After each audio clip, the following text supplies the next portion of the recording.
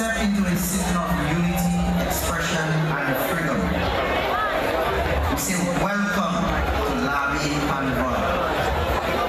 Let the magic begin. Let's all have a safe and enjoyable Labi Carnival 2025.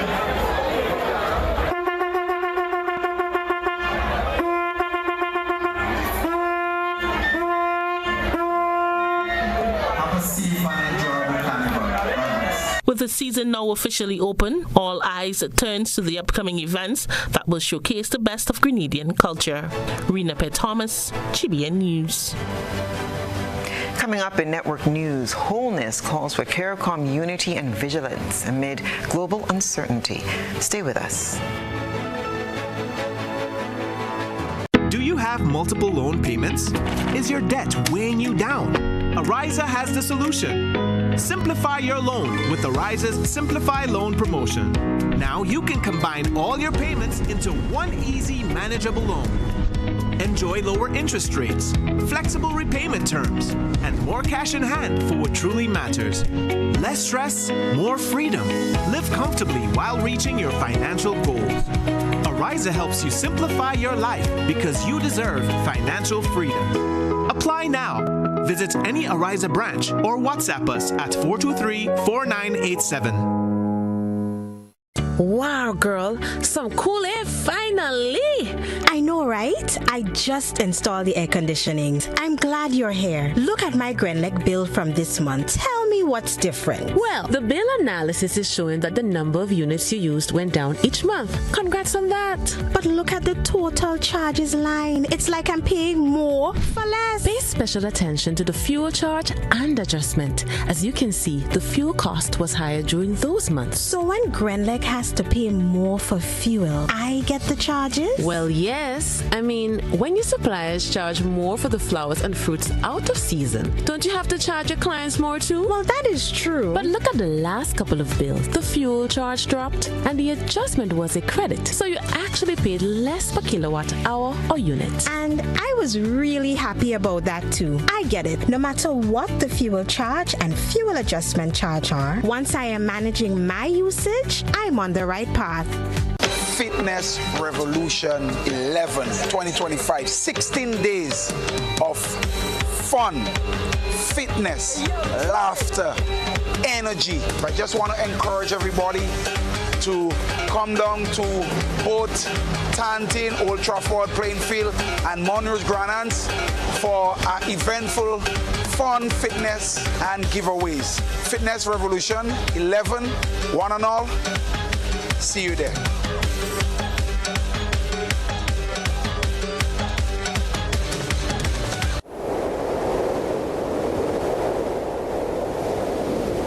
Freedom is driven to pursue that passion that keeps you up at night and makes you smile in your sleep. Freedom is bold to embrace the possibilities that can open up your world and conquer new heights. Freedom is fabulous with bits and pieces that enhance the quality of your life. Freedom is what you do with the flexibility to change path or direction when you need to. Freedom breeds ambition and purpose while having loads of fun along the way. But most of all, freedom is well-deserved for the road traveled and the journey still to come. Unleash your freedom with Nexa Credit Union. Call us on 440-1354 or visit our website to pre-apply. Apply now. Freedom awaits. Terms and conditions apply. Nexa Credit Union, with you wherever your road leads.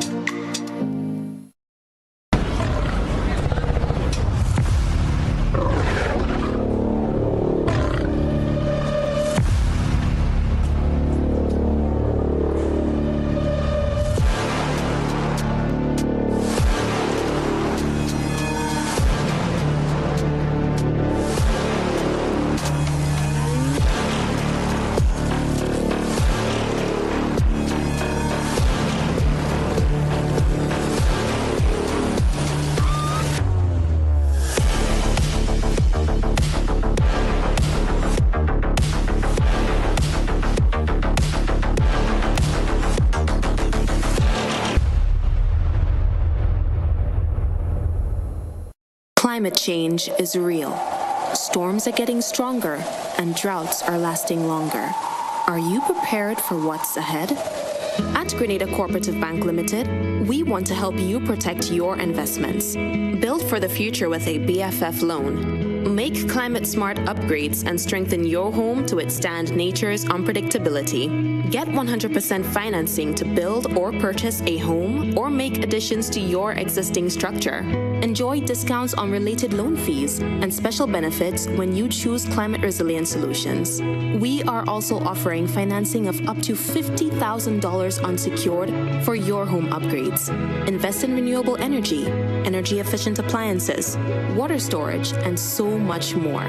The time is now to ensure your investments can withstand climate change. Invest in your home, protect your family, and secure your future with a BFF loan. You have a BFF in Co-op Bank.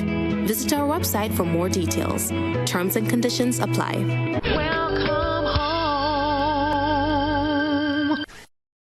Our world is filled with rhythm. Rhythm that's unapologetic, infectious, timeless. Rhythm is commitment in action. It's how we show up for each other with unrelenting support that goes the distance. Rhythm lives in the tiny beats of our most intimate moments and the seismic roars of our biggest achievements. Rhythm is resilience in motion. So even when things go out of sync, we do what it takes to bring the rhythm back. At Flow, we understand your rhythm because we live it. That's why we're dedicated to building a network as resilient as you, with a team of familiar faces working every day to keep you on beat. You're at the heart of everything we do, and our commitment is to keep your rhythm flowing, no matter what. Dreaming of a summer vacation? We can make it happen. Need a credit card for summer spending? We can make that happen too. Need a loan for carnival, debt consolidation, education expenses, and more? We've got you covered with a Republic Bank Make It Happen loan. Up to 100% financing, competitive rates, and a chance to win great prizes. Live your best life this summer with financing from Republic Bank. Check out republicgrenada.com or visit us today to get your summer started right with a Make It Happen loan. Republic Bank, we're the one for you.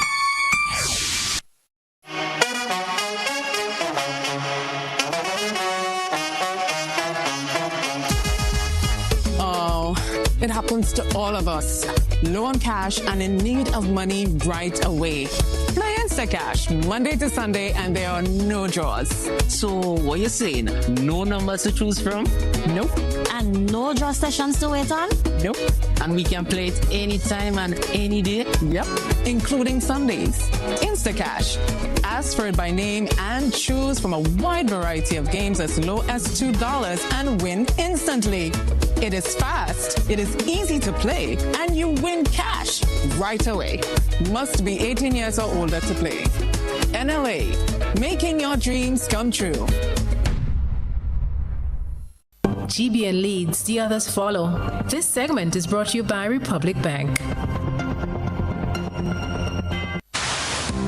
Building or renovating your home or business? Why not use clean, renewable energy? Install solar panels to power your home and office and see your energy costs go down and your savings go up.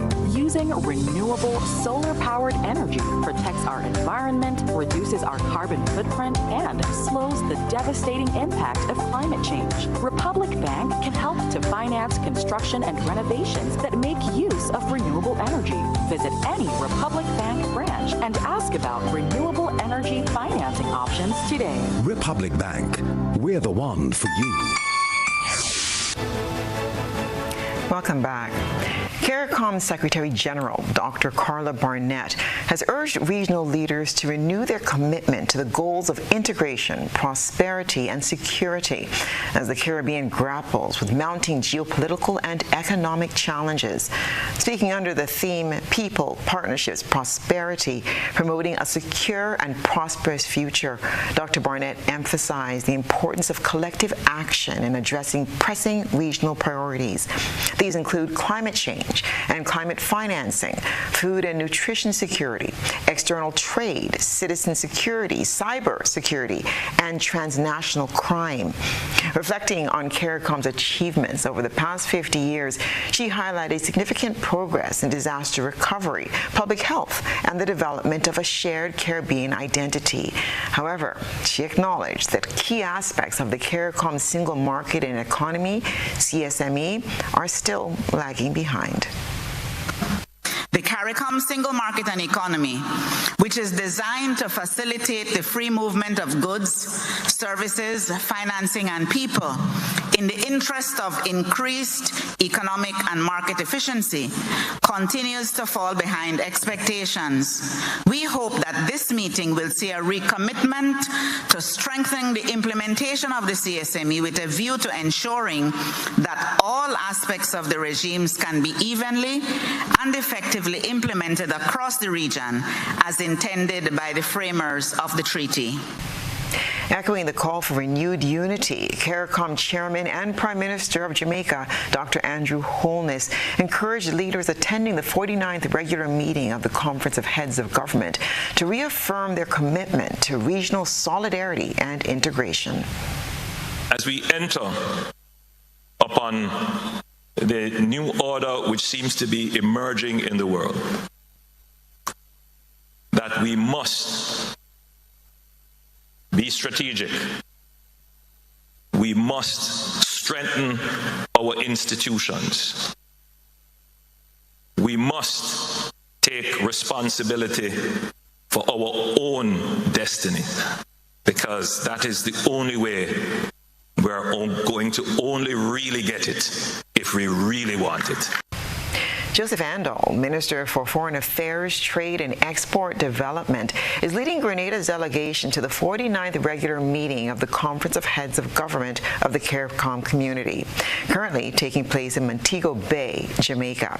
The high-level meeting brings together regional leaders and representatives to address critical regional and global issues. Key topics on the agenda include climate resilience, food and nutrition security, regional telecommunications, and the ongoing crisis in Haiti. A major focus of the conference is the consideration of the revised regional framework for achieving development resilient to climate change 2025 to 2035. Developed through extensive consultation with CARICOM member states and stakeholders, the framework aims to enhance regional coordination and promote collective action aligned with the Sustainable Development Goals and the Paris Agreement. Heads of government will also review the progress of the Special Ministerial Task Force on Food Production and Food Security. Discussions will center on the Vision 25 by 2025 initiative, highlighting achievements and outlining a roadmap toward 2030.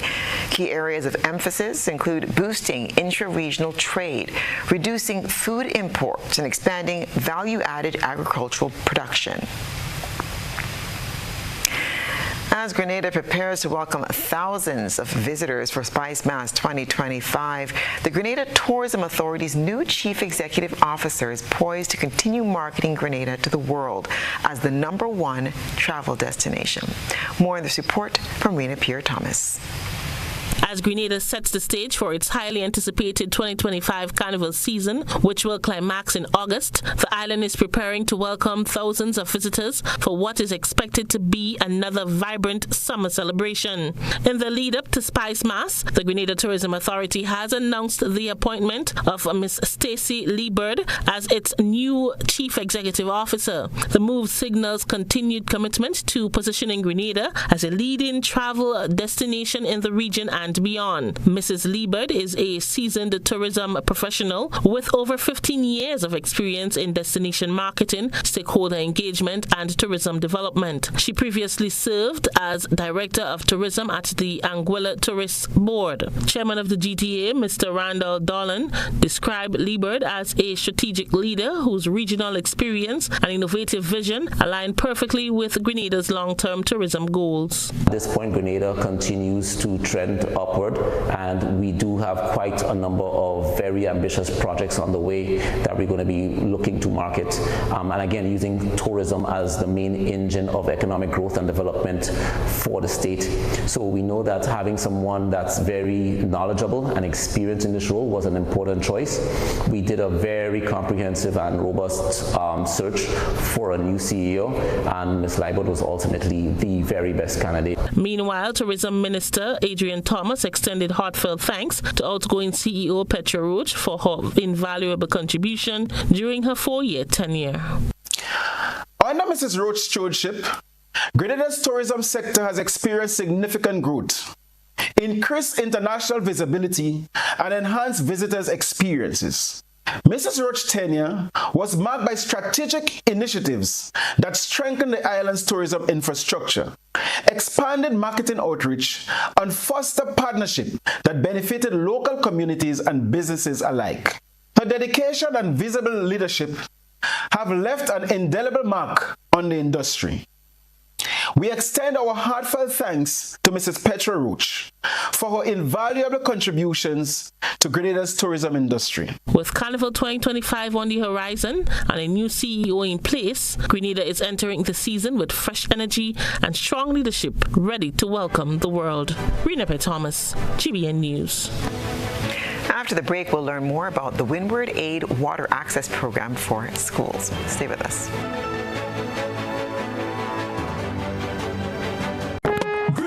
Time to get charged up for the Fuller Energy Home Series as West Indies takes on Australia in a fiery test match from July 3rd to 7th at the National Cricket Stadium from 10 a.m. each day. Free entry plus fun activities for children under 16 years old. Adult tickets start at just $5 per match day. Let's rally with the men in maroon. Go to windiescricket.com to secure your tickets now. West Indies is back in the spice aisle and we full of energy. West Indies going higher, full of energy. Whether you're refreshing a bedroom or giving your home a bold new look, the Color Shop has the perfect paint and tools to make it happen, inside and out.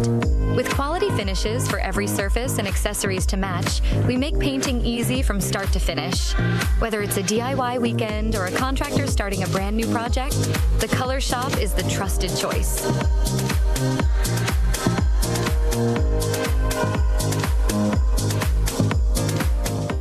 Calling the CARICOM community, assembling Global Africa, the 4th edition of the Afri-Caribbean Trade Investment Forum. Active 2025 is coming to St. George, Grenada, this 28th to 29th July.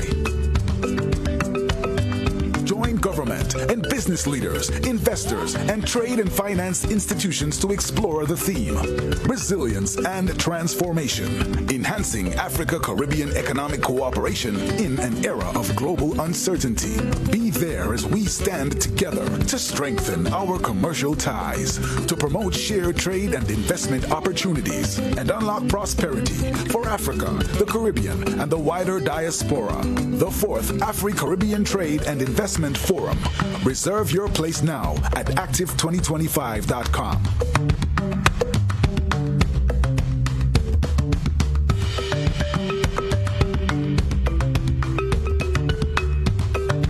Mobility, a common theme woven into the very fabric of human history. From ancient wanderers to modern explorers, our instinct to move, to seek something greater, and to grow has always driven us forward. Imagine a journey into pathways of boundless opportunities and endless possibilities. A collective future where the vibrant rhythms of the Caribbean, rich culture, and welcoming community create unforgettable experiences. Beyond citizenship by investment, we believe in our collective investment of time, resources, and energy that fosters innovation, creates jobs, and enriches lives, driving the growth of an entire nation. The Investment Migration Agency Grenada boasts over a decade of exceptional service and remains committed to guiding you toward global mobility and economic freedom through investment. Your journey becomes our shared story of progress and prosperity. This is an invitation to be part of something greater, something enduring.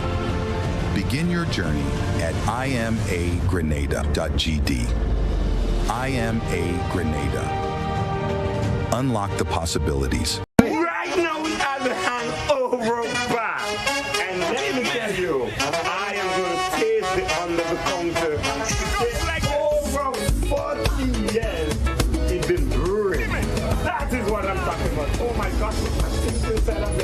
kind of different spices. You see, I see the thing, I see the lemongrass, I'm seeing yeah, bubbly. I'm seeing now, I'm going to add the batik, the food of the shop. I'm feeling good because it's the grandmother recipe. And once you know the grandmother, you know what it is. You understand? So my dear, you can tell us what exactly is inside of your underground. Give it to me, just let it flow. Give it to me, ready to blow. To the south, taco bean, waterberry, wow. So much I can't even remember everything. And all these things there are good ingredients. Local the shallow belly, I hold up a bit of it. Wow, yeah. And the cinnamon? It goes like this. Taco bean, a lot of people and we have cinnamon. Yeah. Cloves, we have garlic, we have lemongrass, we have when I put some music, and I hear my woman saying, you just let me hold me.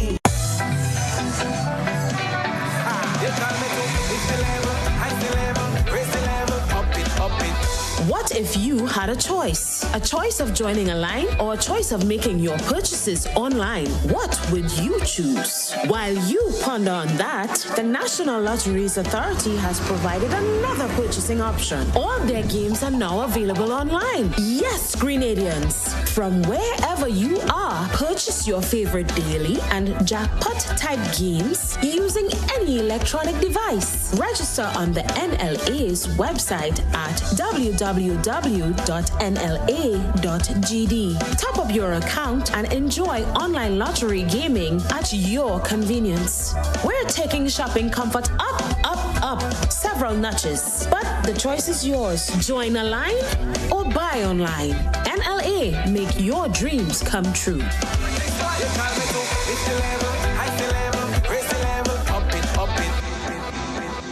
This is GBN. We've got the means, the power, and the medium. This segment is brought to you by Flow. Our world is filled with rhythm. Rhythm that's unapologetic, infectious, timeless. Rhythm is commitment in action. It's how we show up for each other with unrelenting support that goes the distance. Rhythm lives in the tiny beats of our most intimate moments and the seismic roars of our biggest achievements. Rhythm is resilience in motion. So even when things go out of sync, we do what it takes to bring the rhythm back. At Flow, we understand your rhythm because we live it. That's why we're dedicated to building a network as resilient as you, with a team of familiar faces working every day to keep you on beat. You're at the heart of everything we do, and our commitment is to keep your rhythm flowing, no matter what. Windward Aid keeps its promise through water access program for schools. More on this report from Callistra Ferrier. 1 year ago, Hurricane Beryl swept through Carriacou and Petite Martinique, tearing apart homes, lives, and critical infrastructure. Among the greatest losses was access to something so basic, so vital, clean water. For months, students and teachers across the Sister Isles struggled. Buckets were filled where they could, bottles were reused, water was rationed, sometimes even skipped. We were getting little from other sources, but unfortunately that ended, and people had to seek maybe boiling their water from their tanks, their water tanks, and so on. Some people Nawasa was available. But from that crisis, something powerful was born. The EduAid Water Access Program, sponsored by Windward Aid. Windward Aid stepped in with one simple promise. Every child, every teacher, every staff member at every single school in Carriacou and Petite Martinique will receive 2 bottles of clean drinking water every day. That promise has been kept. At Dover Government School, Vice Principal Melissa Collins shares how this daily supply has restored both comfort and confidence in her classrooms.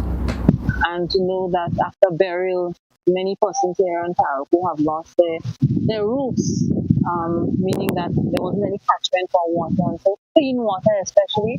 So I think Windward Aid actually came at a very crucial and very important time in our lives here in Carriacou to provide fresh drinking water for our students and immediate families and so on.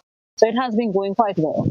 And it's also extended, for instance, your cooks, your cleaners, everybody. Yes, everybody gets a little to go home. Even when, the children are going off to their vacation, we would give them to go home, ensuring that they have enough supplies there to keep them even during their holidays. So they have that fresh, clean drinking water.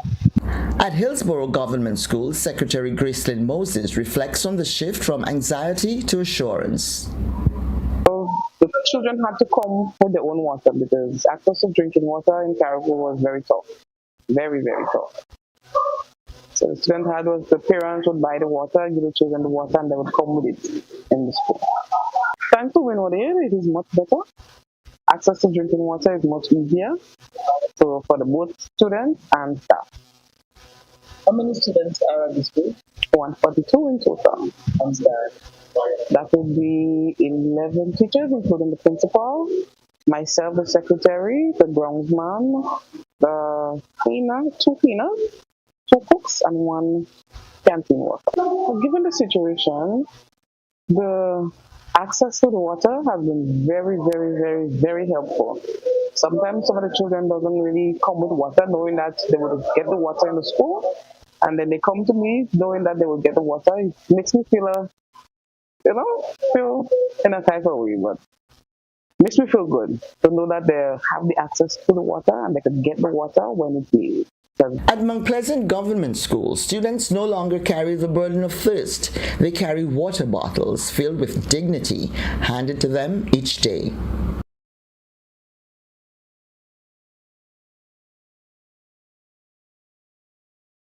And it's not just about receiving. Across all the schools, a quiet revolution is underway. Children are recycling their water bottles, learning to value every drop and every act of sustainability. You'll see them, young hands placing bottles into bins, not as waste, but as a step toward a cleaner, more conscious island. Get the water when it's needed. Because before, when we just started to get the water, the recycling bins was not available, and the water bottle was all over the place. You would see it at the school grounds, out of the school grounds, around homes. And now, as the bottles are being recycled, it makes it much easier and much safer and cleaner for the environment. The bottles are put in recycle bins, and then when the bags are full, we call solid waste. Solid waste comes, picks up the bottles, and bring it back for recycling. It's back to Grenada for recycling.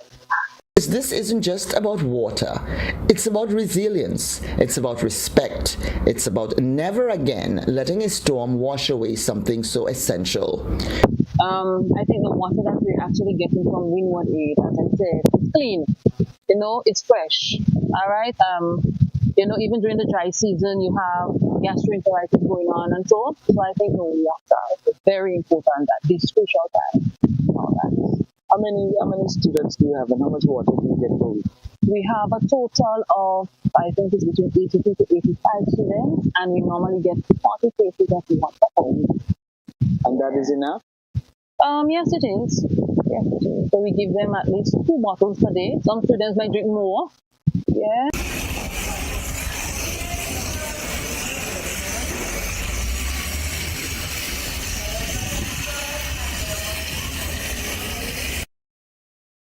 Today, thanks to EduAid and Windward Aid, water flows in Carriacou, and with it flows the right to learn, the joy to play, and the power to grow.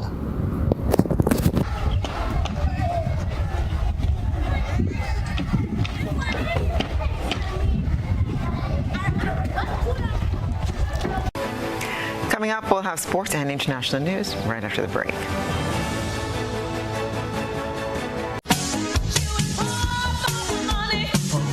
Level of convenience and comfort awaits you when you shop at Rise and Shine Supermarket and Hardware Supplies, Griffin Lane, Grenville. Convenient, because we are open Sunday to Sunday. We're even at your service on public holidays. Comfort, because we are easily accessible to the physically challenged. Free Wi-Fi is available while you shop, and bags come at no charge. Everyday low prices and excellent customer care. Adequate parking available. We supply everything you can possibly think of. Family and home supplies, fresh meat, vegetables, and personal care products. All brands of cooking gas at affordable prices. You can send in your order, have it pulled, or pick up express. When you need your prescription filled or you require non-prescribed medication, supplements, or all your personal needs, visit Gittins Healthcare at locations on Wall Street, Grand Anse, Victoria Street, Grenville, and Central Deputy Street, Wall. Gittins Healthcare aims to provide an exceptional personalized pharmacy experience. Additionally, children under 5 and adults 55 years and over will enjoy 10% discount on purchases of $20 and over on prescription medication. Stop settling for less. Visit Gittins Healthcare, where your health is our priority.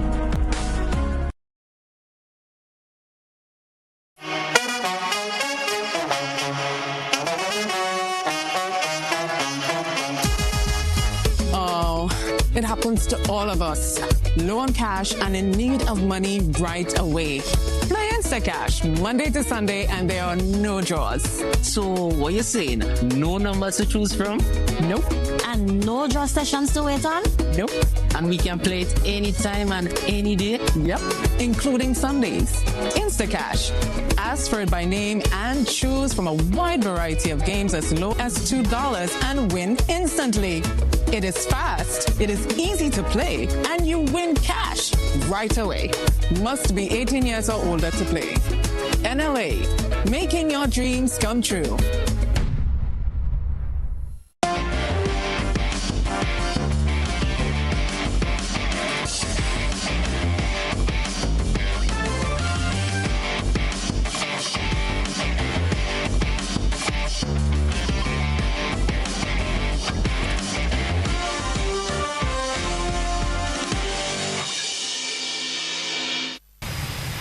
Good evening, sports fans. Andre Fletcher signed off Major League Cricket 2025 in style, cracking a scintillating 118 to lead Los Angeles Knight Riders to a thrilling 11-run victory over San Francisco Unicorns in the final league game at Lauderhill on Sunday. It was only Knight Riders' second win of the tournament, but it proved to be a decisive blow to the Unicorns' hopes of a top 2 finish, condemning them to 3rd place and a spot in the eliminator. Fletcher, who brought up his second century of the tournament, was at his brutal best, smashing his way to 118 off just 58 balls, laced with an array of punishing strokes that included multiple sixes and boundaries. He shared 2 vital partnerships throughout the game: 94 runs with Alex Hales, 58 off 26, and 97 with Sherfane Rutherford, 49 off 28. As the Knight Riders piled up a mammoth 243 for 3 in a rain-shortened 19-over innings, he was on fire. The carnage began early, with Knight Riders racing to 76 in the power play without losing a wicket. Hales, finding form at last after a lean stretch, was the early aggressor before Fletcher took full command. Once Hales departed, Fletcher and Rutherford maintained the pressure on the Unicorns' attack, punishing anything loose and finding the boundary with relentless frequency. The assault hit a peak in the 18th over when Fletcher, batting on 79, smashed Brody Couch for 3 sixes and a 4 to surge past 3 figures. He continued the onslaught with 2 more sixes in the final over from Hassan Khan before falling off the last ball of the innings for a spectacular 118. His innings was the bedrock of what became the highest team total at Lauderhill in the tournament, a venue where 188 had previously been the ceiling. In response, the Unicorn fell short, ending on 233. West Indies' Hayley Matthews and Affie Fletcher were on Monday named among the nominees for the ICC Women's Player of the Month for June. Matthews, the West Indies skipper, scored 104 runs in the 3 ODIs against South Africa, including a half-century in the 3rd match. She also chipped in with 4 wickets before elevating her performances in the 3 T20 internationals, scoring 147 runs at a strike rate of 120.49 with 2 half-centuries. Matthews also grabbed 2 wickets. She was named the player of the series in the T20 internationals as the West Indies won 2-1. Fletcher, 38, was the leading wicket taker in both the ODI and the T20 international series against South Africa. She finished with 9 wickets, including in ODIs during June, which included 1 in a preceding series in England. Her 8 wickets in the series against South Africa included a 4-wicket haul in the second ODI and 3 in the final match. She also scored a total of 30 runs in the ODIs. In the T20 International, she claimed 5 wickets from 3 outings at an economy rate of 6.75. West Indies will be looking to salvage some pride as they move ahead with the plans for the 3rd and final test against Australia. This after Australia surged to a commanding 133-run win over the West Indies on Sunday at the National Cricket Stadium in Grenada, taking an unassailable 2-0 lead in the 3-match test series. Set 277 to win, the West Indies' response was feeble at best. The hosts were bundled out for 143 in their second innings, unable to withstand the relentless pressure of the Australian bowling attack on the second day of the test match. With the win, Australia secured the series and moved further ahead in the ICC World Test Championship standings. The final test begins at Sabina Park in Kingston on July the 12th, where the West Indies will be hoping to restore some pride and avoid a series whitewash. American Melissa Jefferson Wooden handed St. Lucian Olympic champion Julian Alfred her first loss of the season in the 100-meter at the Prefontaine Classic at the Hayward Field in Eugene, Oregon on Saturday.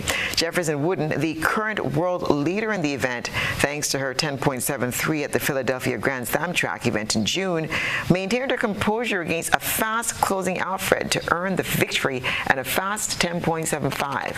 Alfred's time in second was 10.77, while the Ivory Coast Marie-Josée Taylor-Smith ran a season's best at 10.90 in third. Newly crowned Jamaican champion Tina Clayton was fourth with 11.02. That's what's been happening in sports.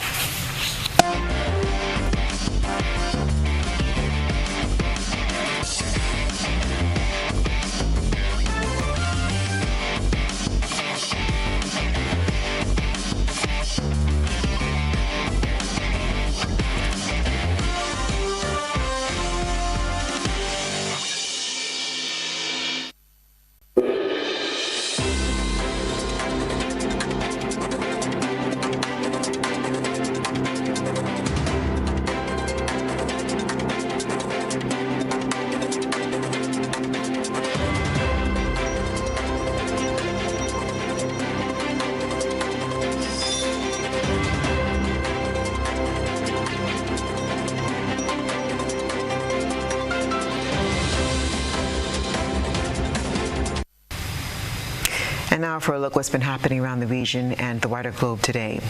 President Dr. Muhammad Irfan Ali has officially dissolved Guyana's 12th parliament and all regional democratic councils, clearing the way for general and regional elections on September the 1st, 2025. HGPTV has the details.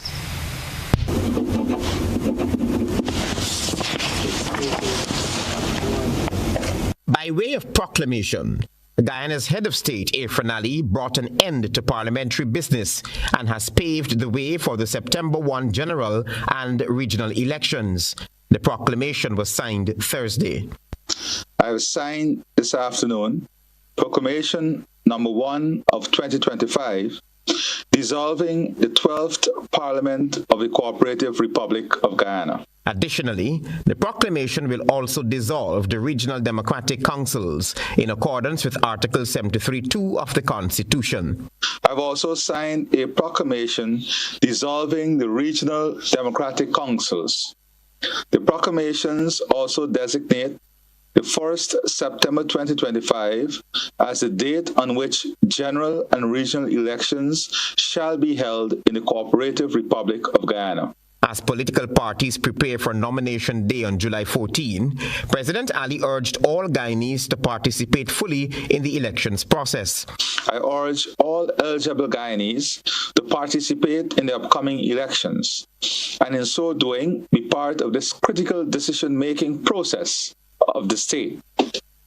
The task of administering the forthcoming elections rests with the Guyana Elections Commission, and I remain confident in its ability to hold free, fair, and credible elections. Once Parliament is dissolved, parliamentary business such as bills, motions, inquiries, and committee reports must come to an end. In addition, parliamentarians cease to be members of all standing, special, and joint committees. Minister of Rural Development and Local Government, Khadija Amin, says a new MOU agreement with India will bring cutting-edge technology and early warning systems to the country to help mitigate the effects of flooding. History was made at the Red House, not just with the visit of India's Prime Minister Narendra Modi, but with the signing of 6 memoranda of understanding, including one that could reshape how Trinidad and Tobago responds to natural disasters. Minister of Rural Development and Local Government, Khadija Amin, hailed the MOUs as a critical step in the nation's fight against flooding and climate-related disasters. And certainly, while the focus would have been on the MOUs to be signed today over the last couple of days, certainly in terms of our talks in the upcoming weeks and so on, I expect that Trinidad and Tobago could gain from learning technology from India. And one of the things that they have in one of the MOUs is an early warning system for flooding and disaster that they have shared with Trinidad and Tobago. While her ministry was not one of those that directly signed an MOU with the government of India, Minister Amin said the opportunities and collaboration goes across ministries. So, for instance, even though an MOU was not signed by me, there is one that involves early warning systems that falls under Homeland because it's ODPM. But I am very excited about it. Local government people are excited. In the rural areas, for instance, agro-processing, where you have agricultural areas and you really don't want crops staying on farmers' hands, agro-processing is very important. And so in rural development, and although it falls under agriculture, rural development is excited about the agro-processing plant. Minister Amin said the agreement is also part of a broader vision for long-term development and resilience, welcoming the talks about a Caribbean-based forensic science center in Trinidad and Tobago. And to me, that will benefit Trinidad and Tobago in the long run, because they are not only talking about bringing laptops, for instance, giving 2,000 laptops as they are, but they are talking about investments, things that will contribute to the well-being of agriculture. When they speak about having the CARICOM Forensic Science Center located of all places in the Caribbean, here in Trinidad, it speaks volumes in terms of long-term development and better life for Trinidad and Tobago. The deaths from the catastrophic floods that hit the state of Texas has risen to 82, according to officials. Details in this report. The number of people dead keeps rising across central Texas after flash floods tore through the region on Friday. At least 6 dozen people are dead as officials vow to keep searching for the missing. We had no idea that it would ever get this bad. The reality of the devastation is still sinking in for many flood victims across central Texas. Intense rain early Friday caused levels on the Guadalupe River to quickly rise by about 26 feet in some spots, triggering widespread destruction across several counties outside San Antonio. Kerr County has suffered some of the most intense losses. It's home to Camp Mystic, an all-girls Christian summer camp where several campers are still unaccounted for. Survivors recount braving intense conditions to get to safety. We guided our girls hand in hand to these military trucks. It was nothing short of horrific to see what those young children went through, and we will remain 100% dedicated, searching for every single one of them. Helicopters, divers, and more keep combing through disaster sites for any victims. That's what's happening around the region and the wider globe today.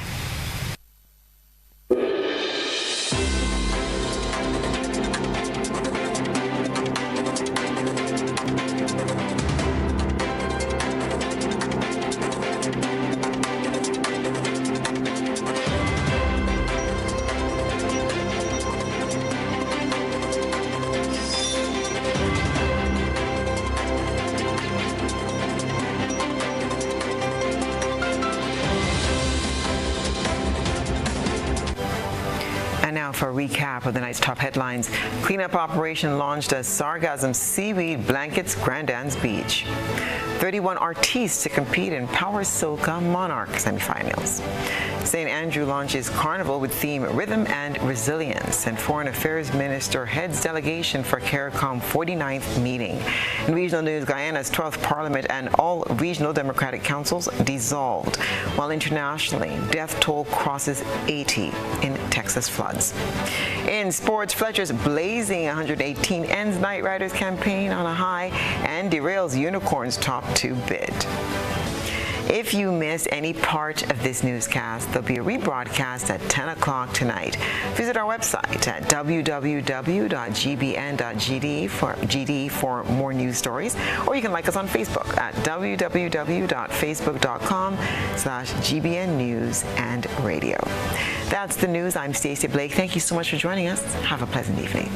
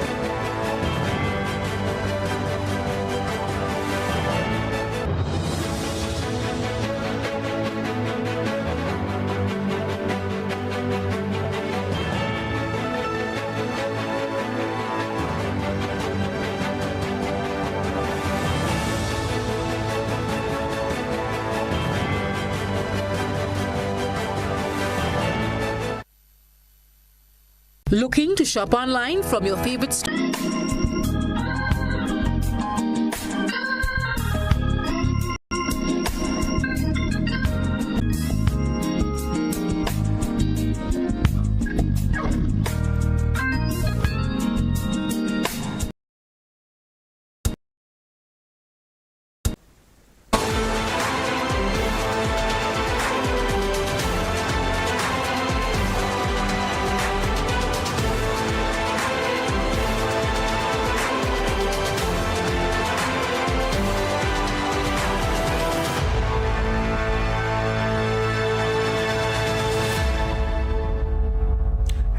Hello, good evening and welcome to the July 7th edition of Beyond the Headlines. My name is Colin Dow, and let me thank you and welcome you for joining us this evening. It's always a pleasure to have you share part of your Monday evening with us.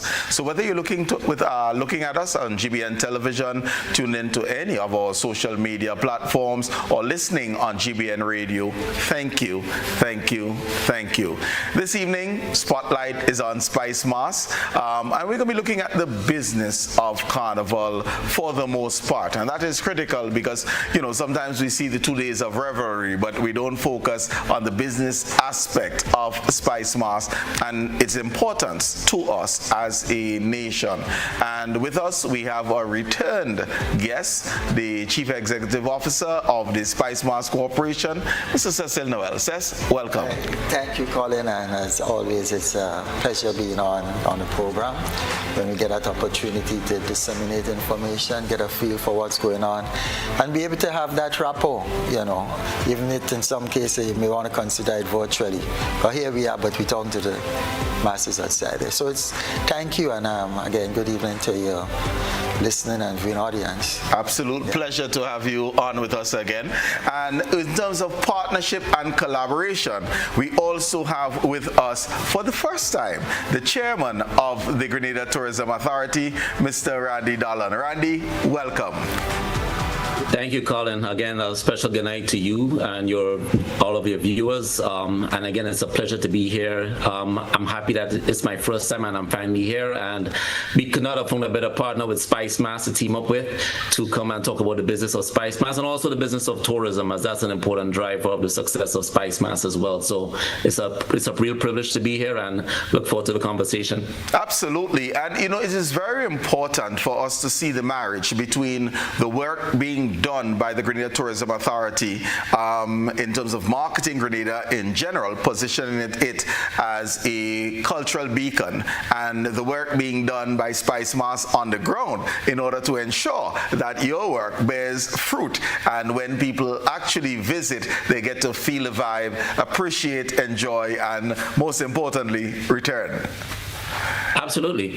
And I think that's the important thing to understand, right? Tourism, the role of the Grenada Tourism Authority is to support what's happening in Grenada, right? And because a lot of times there's sort of a differentiation, or many try to make a differentiation between tourism and just our ordinary way of life. But tourism is our ordinary way of life. Tourism is who we are, what we do every day, our culture, our food, our just the way we entertain and recreate, essentially, right? And Spice Mass is our largest cultural event, and therefore it's a great marriage that that the two could actually join forces and put forth our culture into the wider world and attract many visitors to Grenada to see our rich cultural heritage and participate in this wonderful festival. So, I think that the GTA, that's our mandate, and essentially whatever's happening on the island, be it Carnival, be it Carifto, or even last year with Independence, we make sure that there's enough airlift, there's enough marketing, there's enough promotion to all of the visitors who want to come in, and as well as ensuring that our diaspora has the opportunity to also come in and participate with us as well. Right. So it's always good to have that reliable partner with Spice Mass, and together we do quite a lot around the diaspora and the region and internationally marketing the event. Well, we're certainly going to get into the work the GTA is doing as we build up towards Spice Mass. But I think you're almost 3 years into your tenure as chairman of the Grenada Tourism Authority. It's your first time, so I'm going to quiz you on that. We're going to get to Carnival, but I certainly would like to hear your reflections on your tenure thus far, 3 years in almost as chairman. Some of the accomplishments, the things that you take great pride as you steer the ship of marketing Grenada. Yeah, again, thank you for that opportunity. And I think serving as chairman of the Grenada Tourism Authority is one of the greatest privileges of my life, in a sense that, coming from the private sector and from the hospitality sector many years ago, we now have the opportunity to do all of the wonderful things that we wanted to do and achieve milestones that we always thought were possible for Grenada. And having the opportunity to have this position, sit in this role and serve the country has actually been a top privilege. And in doing so, we were able to accomplish a significant amount. Just in 2024, we were awarded as the Caribbean top destination by Caribbean Journal for the region. We also saw a significant amount of increase in visitor arrivals, 17% year over year from 2023 and 2024. And that followed 26 consecutive months of positive tourism growth. Right. In addition to that, we were able to improve some of our products, like the world-renowned sculpture parks. We were able to add to that. And again, with the spirit of Spice Mass, adding the Coral Carnival, which brought the Jab, the Short Knee Vehicle, Fancy Mass, Band Wild Indians, to the Underwater Sculpture Park. And that was a phenomenal hit. In fact, it was featured by National Geographic as one of the top attractions in the world to see. We also put a sculpture park in Caracou. Again, making sure that Caracou, we kept shining a spotlight on Caracou, ensuring that visitors were able to see them, having marquee attractions like the new underwater sculpture park that they have there, and attracting more sailors and charters into those territories, into their waters.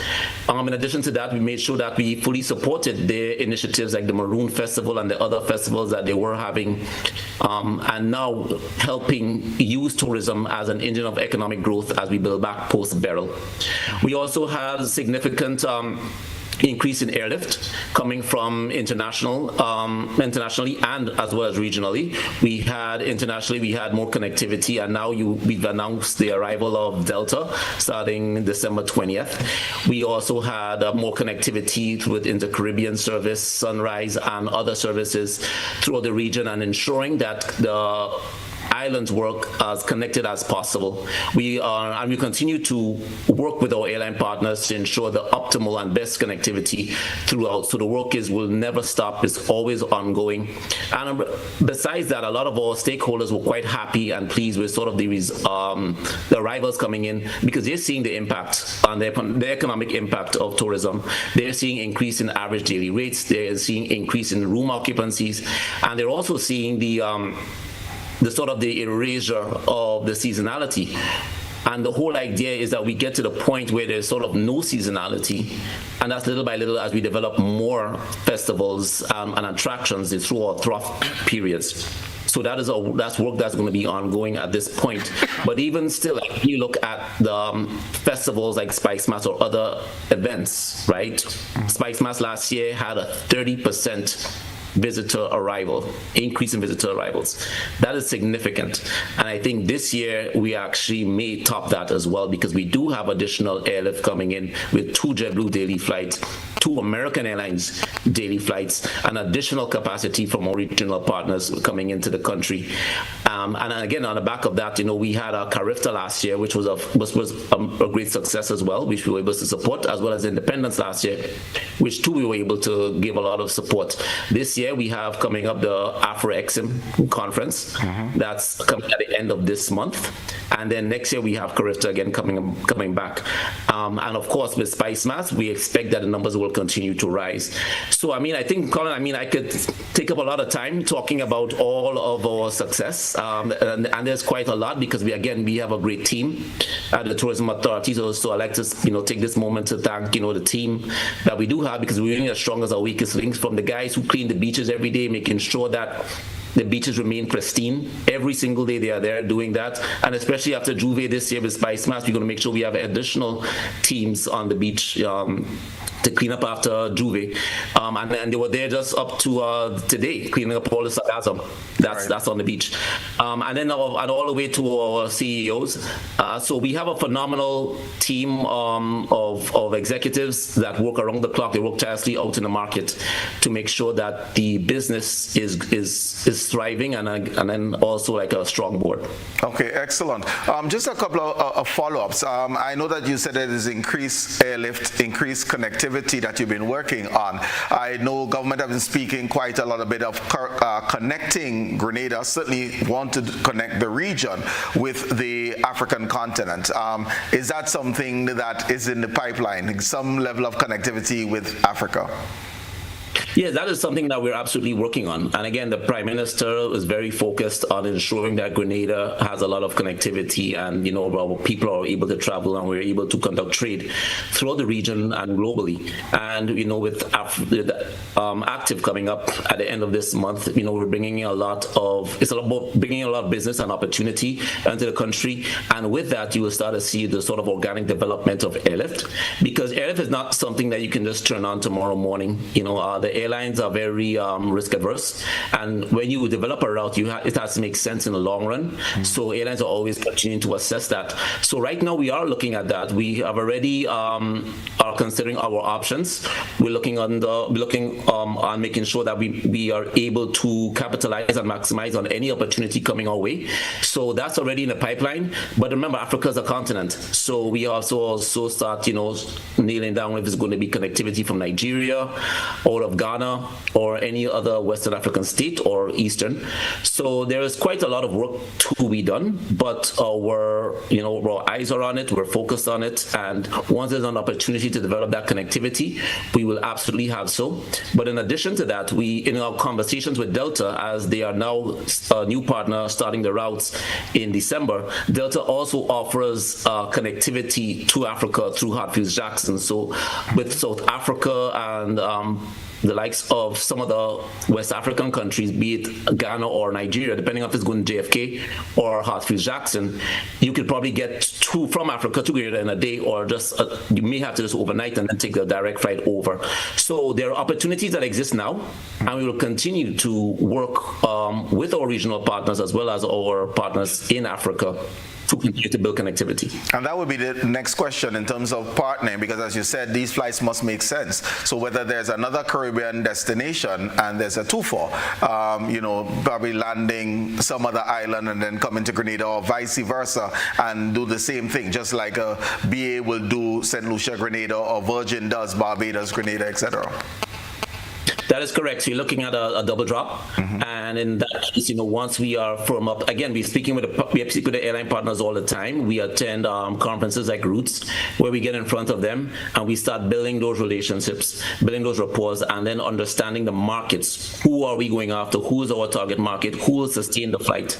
And then also going the opposite way, right? Because it's not just traffic coming in one way, but also from the region, who is going out. So then we will look to them for like a two-center. So like we have partnerships where, for example, Barbados, we share Virgin with Barbados and we share BA with St. Lucia, but a similar model to that. And then look to work along with our regional partners, and then of course with the specific airlines and specific nation from Africa, and then make sure we create a sound business case to develop that. Our Prime Minister, as you know, is very keen on making these things happen, this strategy come to fruition, and ensuring that we sort of expand our horizon, move away just from just North America, but expand our ability to do trade directly with African continent. Okay, excellent. Thank you for that, and congratulations on the work that you have done thus far, the accomplishments that you have highlighted, and certainly we wish you well as you move forward as chair of the GTA, to all of our benefits, really. We are greatly appreciated. I think that right now we have a new CEO on board, and she's hit the ground running. We have a lot of wonderful initiatives coming up in the pipeline that I think a lot of that we're all going to be excited about as a people. So there's a lot more to come. We have a lot more to give. We would not take the eye off the prize, which is continue to develop our nation, give it that sort of global recognition that it deserves, and ensure that we enhance the product. And while we enhance our product, enhance the people as well, so, and make sure that it's not just, you don't have to go to tourism to participate, but tourism is coming to you. Tourism is about community, tourism is about us, tourism is about everything that we do.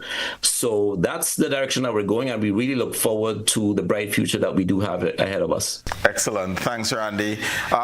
Sess, well, there's a lot going on, and when people come in, there must be things to do, because one of the greatest failures we can ever have as a people is a visitor come in and leave with money in their pocket or still have a credit balance on their credit card. All right? So we need to have activities that we can get as much. But I know that quite a bit has been going on. You launched Carnival in May, and just share with us some of the activities that have gone and how have they been thus far. I don't know where you want to start, but I would have a couple of things that I'd like to highlight. Okay, no problem. But even before I get into it, I just want to take this opportunity to say a big thank you to the GTA, both Randy and outgoing CEO Petra, because I heard him mention, for example, of the underwater sculpture, but what he didn't tell you is that, again, through initiative and discussions between ourselves, we were able to have some of those figurine, if I may call them so,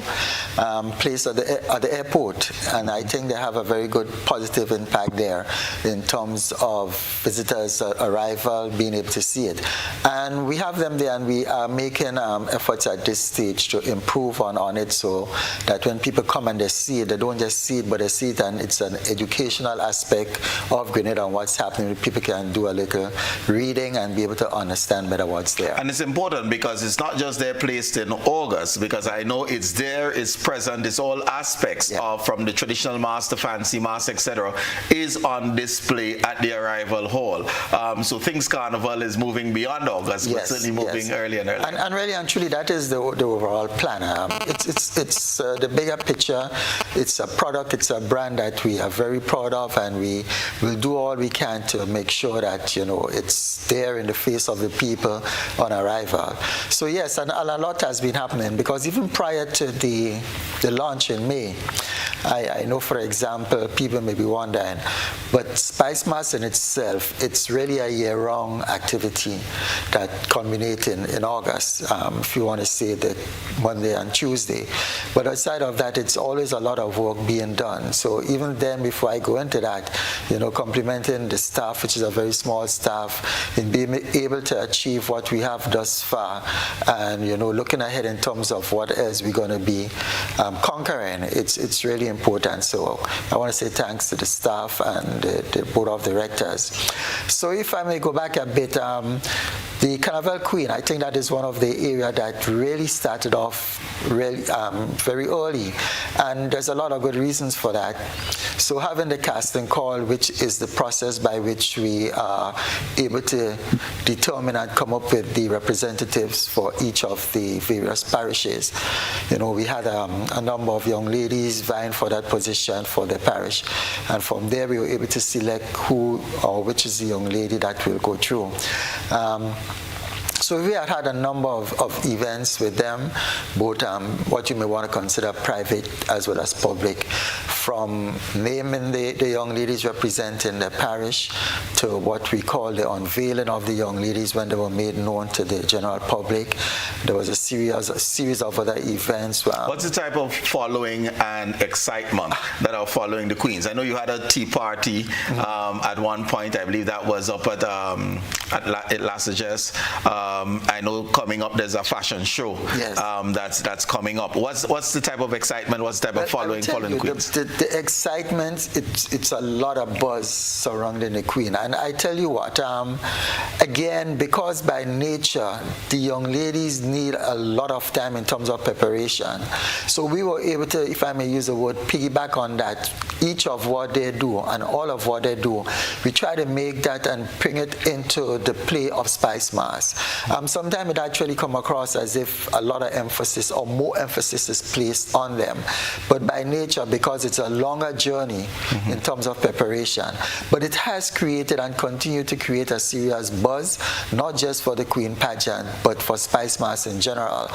You mentioned only yesterday, for example, and I want to make mention of it, the young ladies had, well, no, not yesterday, but Saturday, what is referred to as Beauty with a Purpose. Now, it is all part of getting the young ladies in terms of something they're passionate about to be able to bring that to the fore. So they will go through the journey of going through the pageant, but thereafter there is something to look forward to. So each of these young ladies, whether it's something from an educational standpoint, maybe mental health or whatever area it is, they take it on themselves, working with a chaperone and so, to make sure that they are doing something to further not show themselves up, but what they can do to build a community, what they can do in terms of helping people, someone who may have had some challenge with mental health and different things like that. So it's a serious journey and it's a good one. Next coming up, we will have the fashion show, which takes place next Sunday the 13th. So I will use the opportunity to just invite everyone to come out and support. But apart from what's going on with the Queen show, we had, for example, when we did the launch, part of what we planned since last year is that we want to make sure after the launch that the hype, the drive, the excitement continues. So we had Carnival City, and I must say it was successful. I mean, we got a lot of tap on the back for it, because we tried taking a new approach to it. In some cases, people had different opinion, and obviously we will always have that.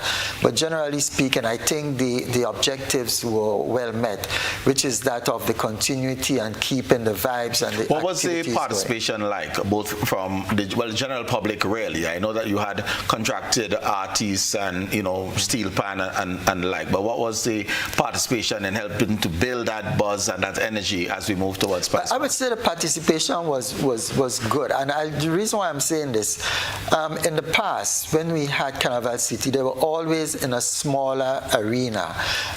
For most part, let's say if we take the one on the Carnage, it's a small area, you had a number of people outside, and you have a lot of people lining on the outside.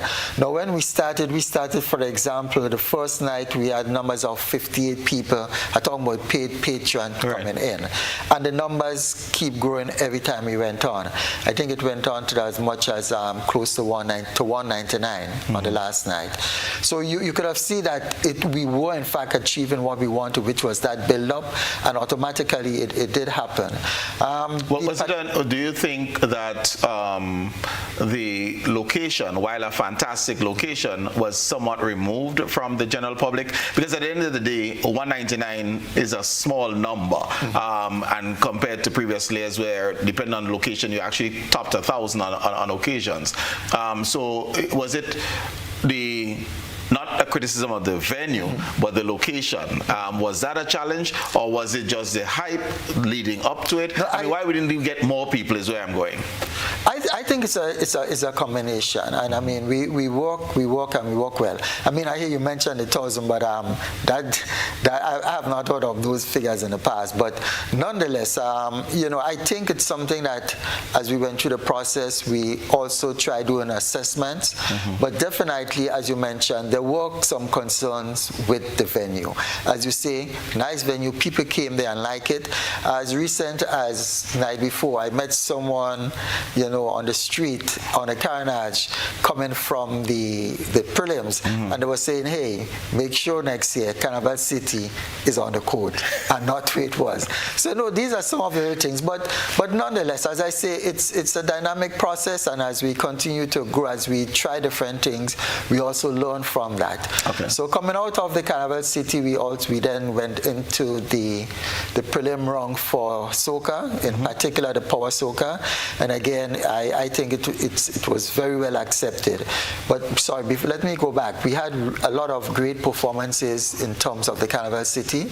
We were able to attract, some of the top artists to come and perform, and that in itself did well for what we were hoping to achieve. And coming into the prelims, it was no difference. I think again, in terms of the venue and accessibility, people really liked it, and it's going very well. So we have now completed the preliminary round of the power soca.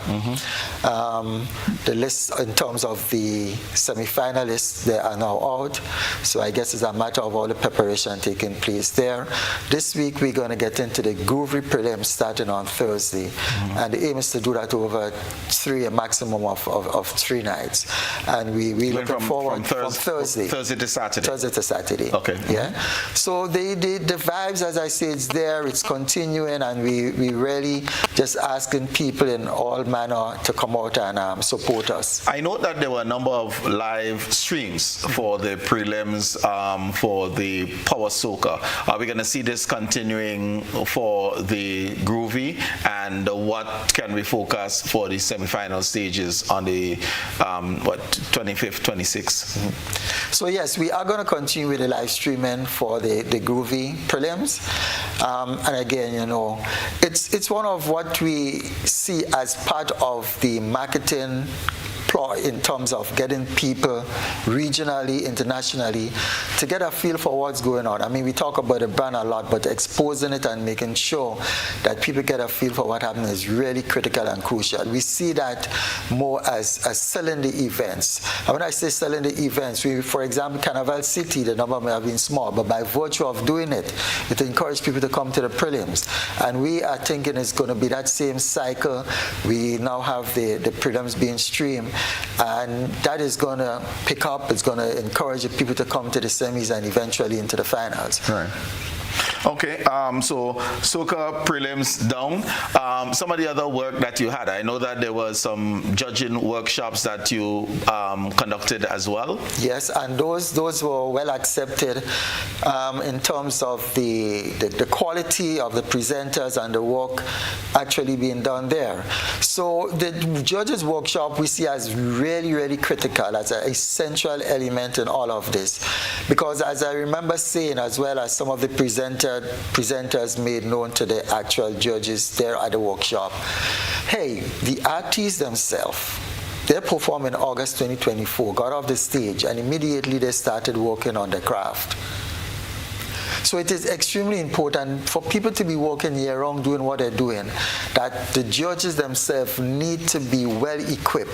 And when I say well equipped, the first session we had, for example, the main focus was on that of the professionalism and the whole question of the ethical behavior of the judges.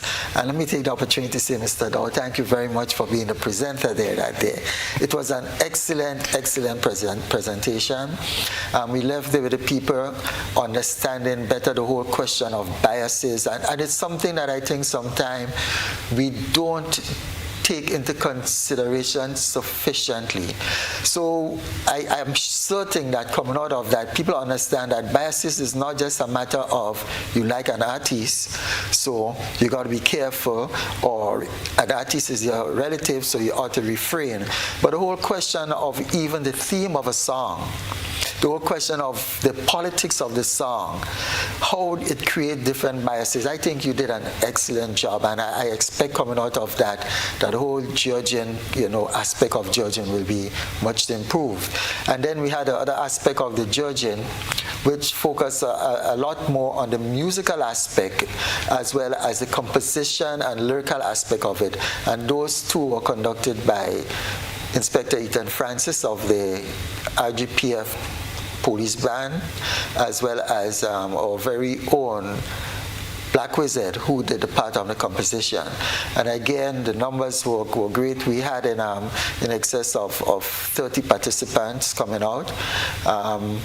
And it was truly not just an enjoyable, but a very informative and educational process.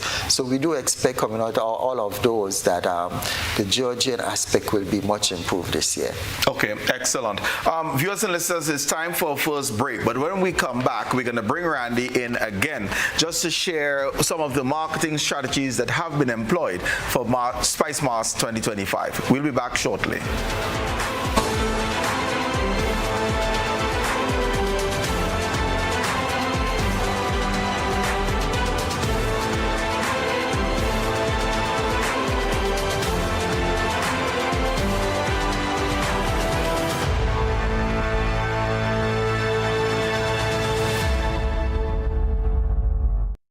Mobility, a common theme woven into the very fabric of human history.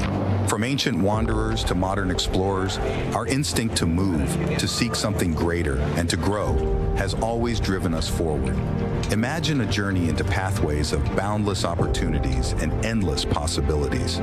A collective future where the vibrant rhythms of the Caribbean, rich culture, and welcoming community create unforgettable experiences.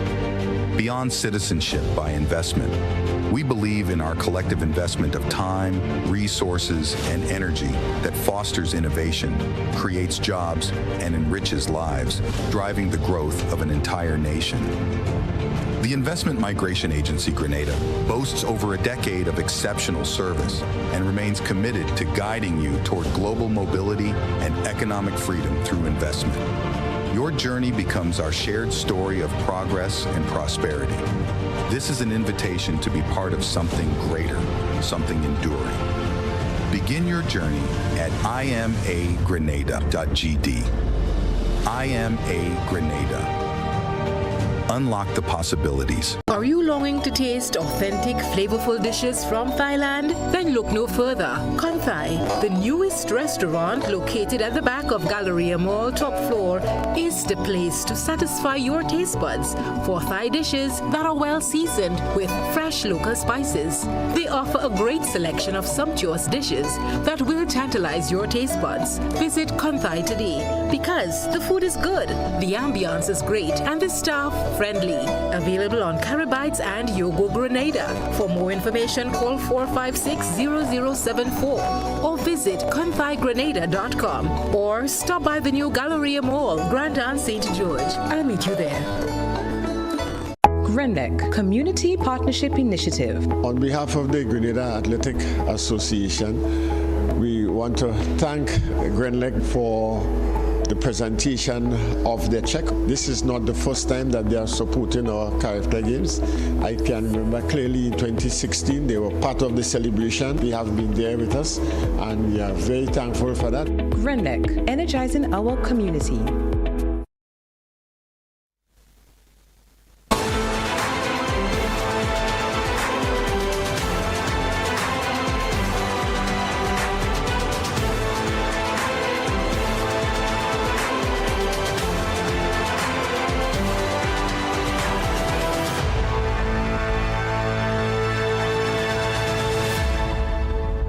Welcome back, viewers and listeners. We have our spotlight on the business of Spice Mass 2025. Randy, if you can kindly just share with us what are some of the strategies that the GTA has employed in order to market, promote Spice Mass 2025. Well, what I would say is that the main thing is that we promote Carnival year-round. We can't wait for a few months before Carnival to start promoting Carnival. So that means that from the time Carnival finishes, the Wednesday after Carnival, we're back promoting for the following year, for 2026 in this case.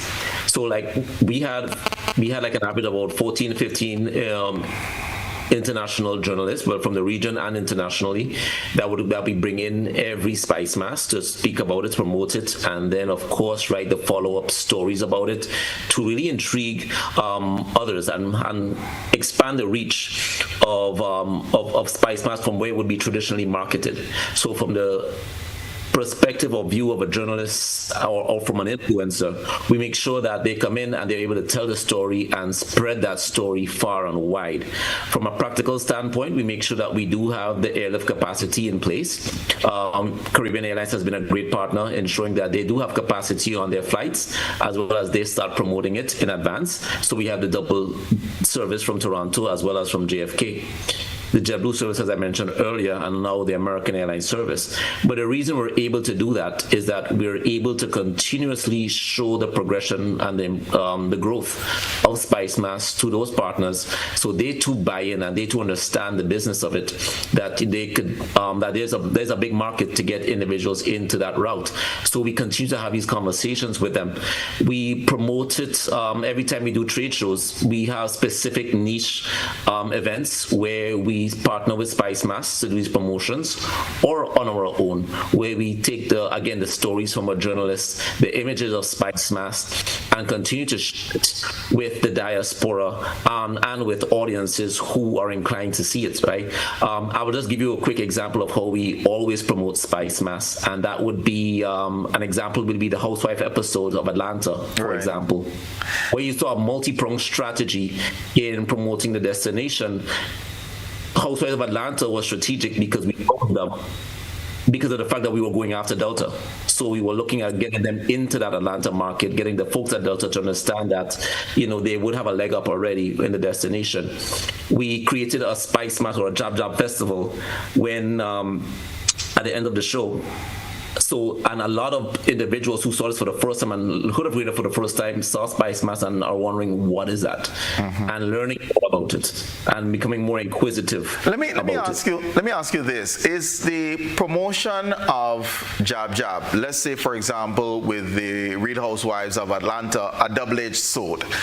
Promoting Jab to the diaspora, easy. To the Caribbean Carnival lover, easy. There's familiarity.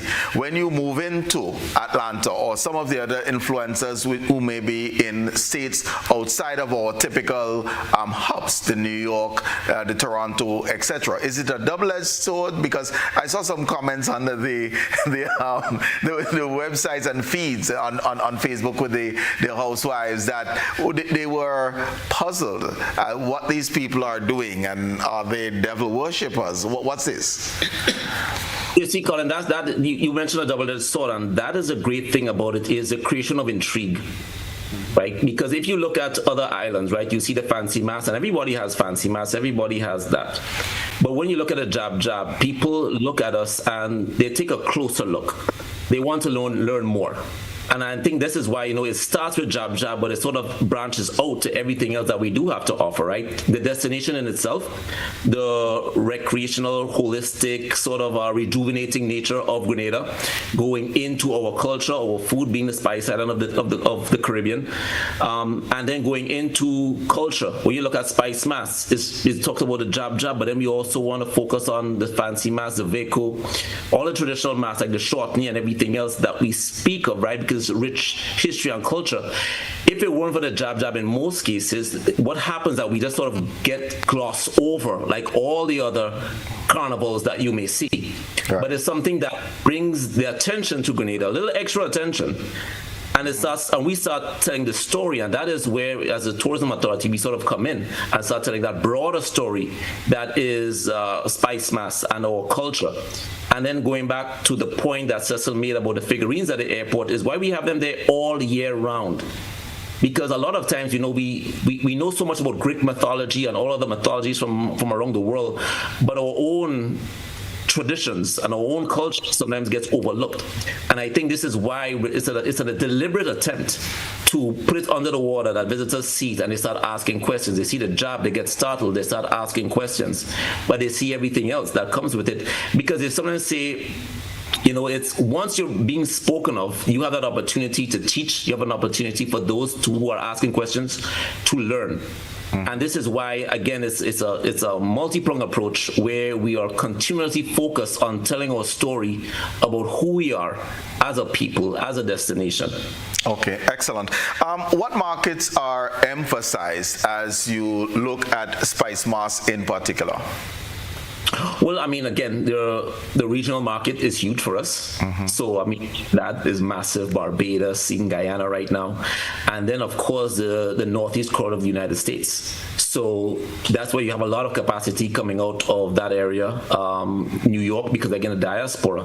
And what you also find with Carnival is that a lot of Grenadians tell their friends, and everyone who sort of follows Caribbean carnivals, we start telling that story of the Spice Mass, right, in collaboration with Spice Mass, and intrigue them. And again, you use Jab Jab as a hook, right? But we have everything else to offer when they do come in, and we reel them in because we tell a good story of a good product, about a safe destination, about a carnival that has the best juve, the Monday night mass, which is again something that we should be very proud of. And then we of course have the traditional and fancy mass. Right. So the Northeast corridor is definitely a massive sector for us, and then we branch off to other sectors throughout the region, and then throughout the U.S. Northeast corridor region. That extends into Toronto, everywhere where there's massive carnivals like Caribana, and then from there you have the more organic development where our story again of Spice Mass is being told, and you have a lot more individuals who then come in from like London and the southeast corridor of the United States as well. Okay. Who are the populations that would come? You mentioned the diaspora, but who are these people that would typically come in? And I know that you conduct surveys. So is it returning nationals? Are they people of Caribbean descent? Are we looking at the 25 to 35-year-olds? Are the 50-something-year-olds? Who are the people coming into Spice Mass? So largely what we have coming in is, again, mostly everyone from the Caribbean diaspora, right? Because remember, there are those who have gone to Trinidad, they've gone to crop over, and now they're looking for a new Caribbean experience. They would traditionally go to, they're at Labor Day, right? They're at Cabana. They're looking at Miami Carnival, and now you have this sort of this demographic who's looking to travel, and again of the Caribbean descent mostly, and they're looking for a new festival to sort of give them that edge. And I think Spice Mass has done a really good job of differentiating our carnival from as one of the smaller nations that's not Trinidad and Barbados, right? Right. And I think again that goes again to what we are offering and what we are displaying as a destination. And usually you'll find them in typically the 25 to 50 age demographic, with a bit of disposable income. They follow carnivals. They would normally go to Trinidad, but again, they're looking for something else. They're looking for something different. Right. So we are able to continue to capitalize on that. And and that's largely, to answer your question, that's largely the demographic that we have, but we're continuing to sort of gradually expand. And I think that, with what Spice Mass is accomplishing right now is that we're trying to spread out the festival a little bit longer so people spend a bit more time on island. It's why we were coming up with the Caracou cool down. So after Spice Mass, on Wednesday you want to go to Caracou and spend some time in that destination, cool down, and Caracou's on the way back up and they're going to be rebuilding very soon. But the whole idea is to spread it all the way up because Grenada has a lot more to offer, right? After you play Jab, go to our Grenadine Islands, right? Go to Sandy Island, Paradise Beach, and have a wonderful time, rejuvenate before you go back and spend more time on the island, spend more money on the island.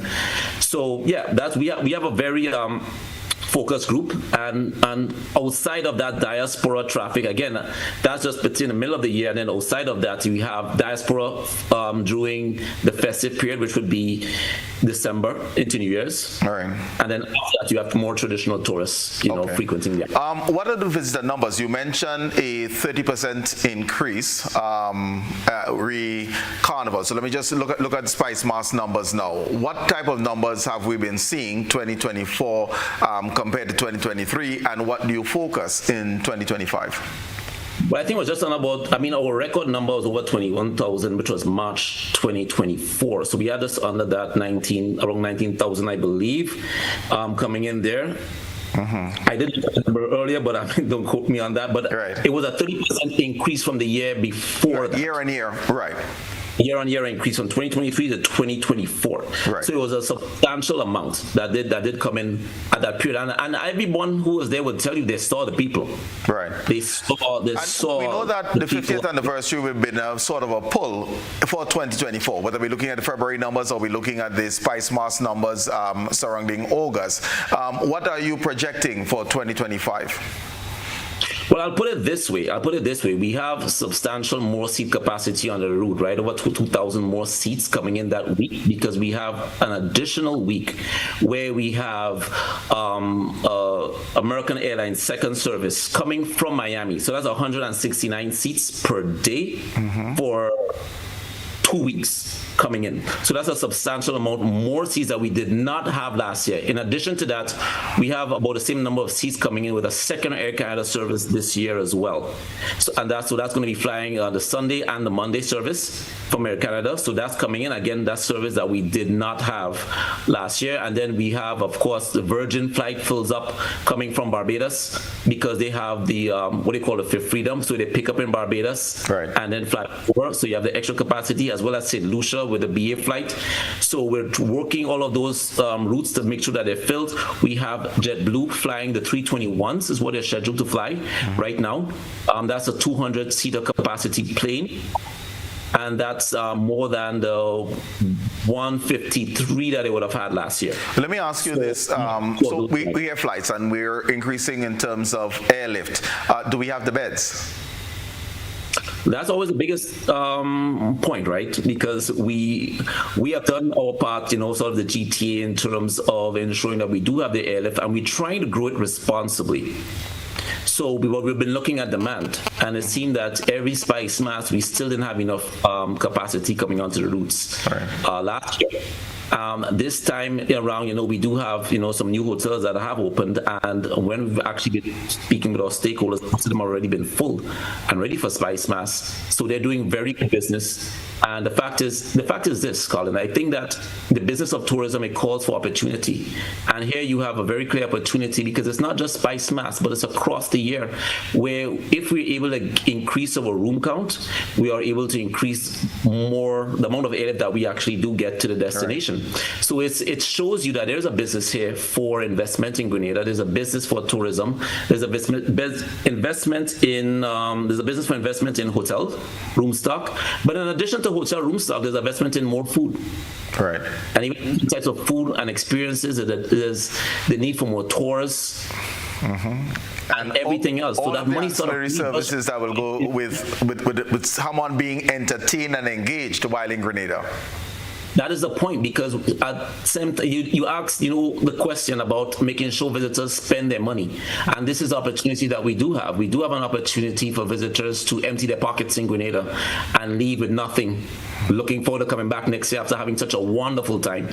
And now is the opportunity that it's a clarion call for Grenadians overseas, locally, to step up and let's invest. Let's invest in room stock. The Grenada Tourism Authority will come out, we will inspect it, ensure it's to the highest quality, because we don't want to just give them a bed just to give them a bed. Right. We have to make sure that we do things at the highest quality. What are the numbers? What are the numbers that we do have in terms of, let's say, hotel beds? Are we upwards of 1,500? Are we at 2,000? Where are we?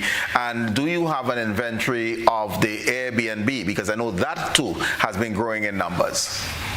So we have right now about 1,800 resort rooms. Okay.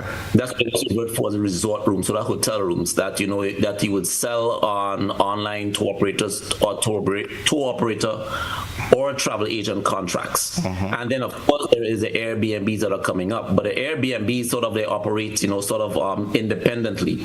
So Airbnb sort of helps regulate that, and I think that so then upward about 2,500 total rooms that we do have on island that are available right now. Okay, all right. If you say that you have a challenge in terms of marketing Spice Mars, what would it be? Beds, more beds. More beds, okay. That would be it across the board. Okay, this is the first time I've asked anyone in marketing about a challenge and they didn't say not enough budget. No, because the thing is this, right? It's always going to be a budget question. I mean, but that's again, it's a cliche answer. And I think that's it. And again, it speaks to the great job that the team has been doing in punching way above our weight class in terms of bringing visitors to the destination. I mean, we've been recognized for our efforts internationally, regionally. And I think that it speaks to the great job that the team has been doing at the Tourism Authority. Of course, if we had a bigger budget, we could do a lot more. We have grand plans, grand ideas of so much more that we could accomplish. Again, it goes back to the business of tourism. You give us X amount, you should be expecting Y amount in return.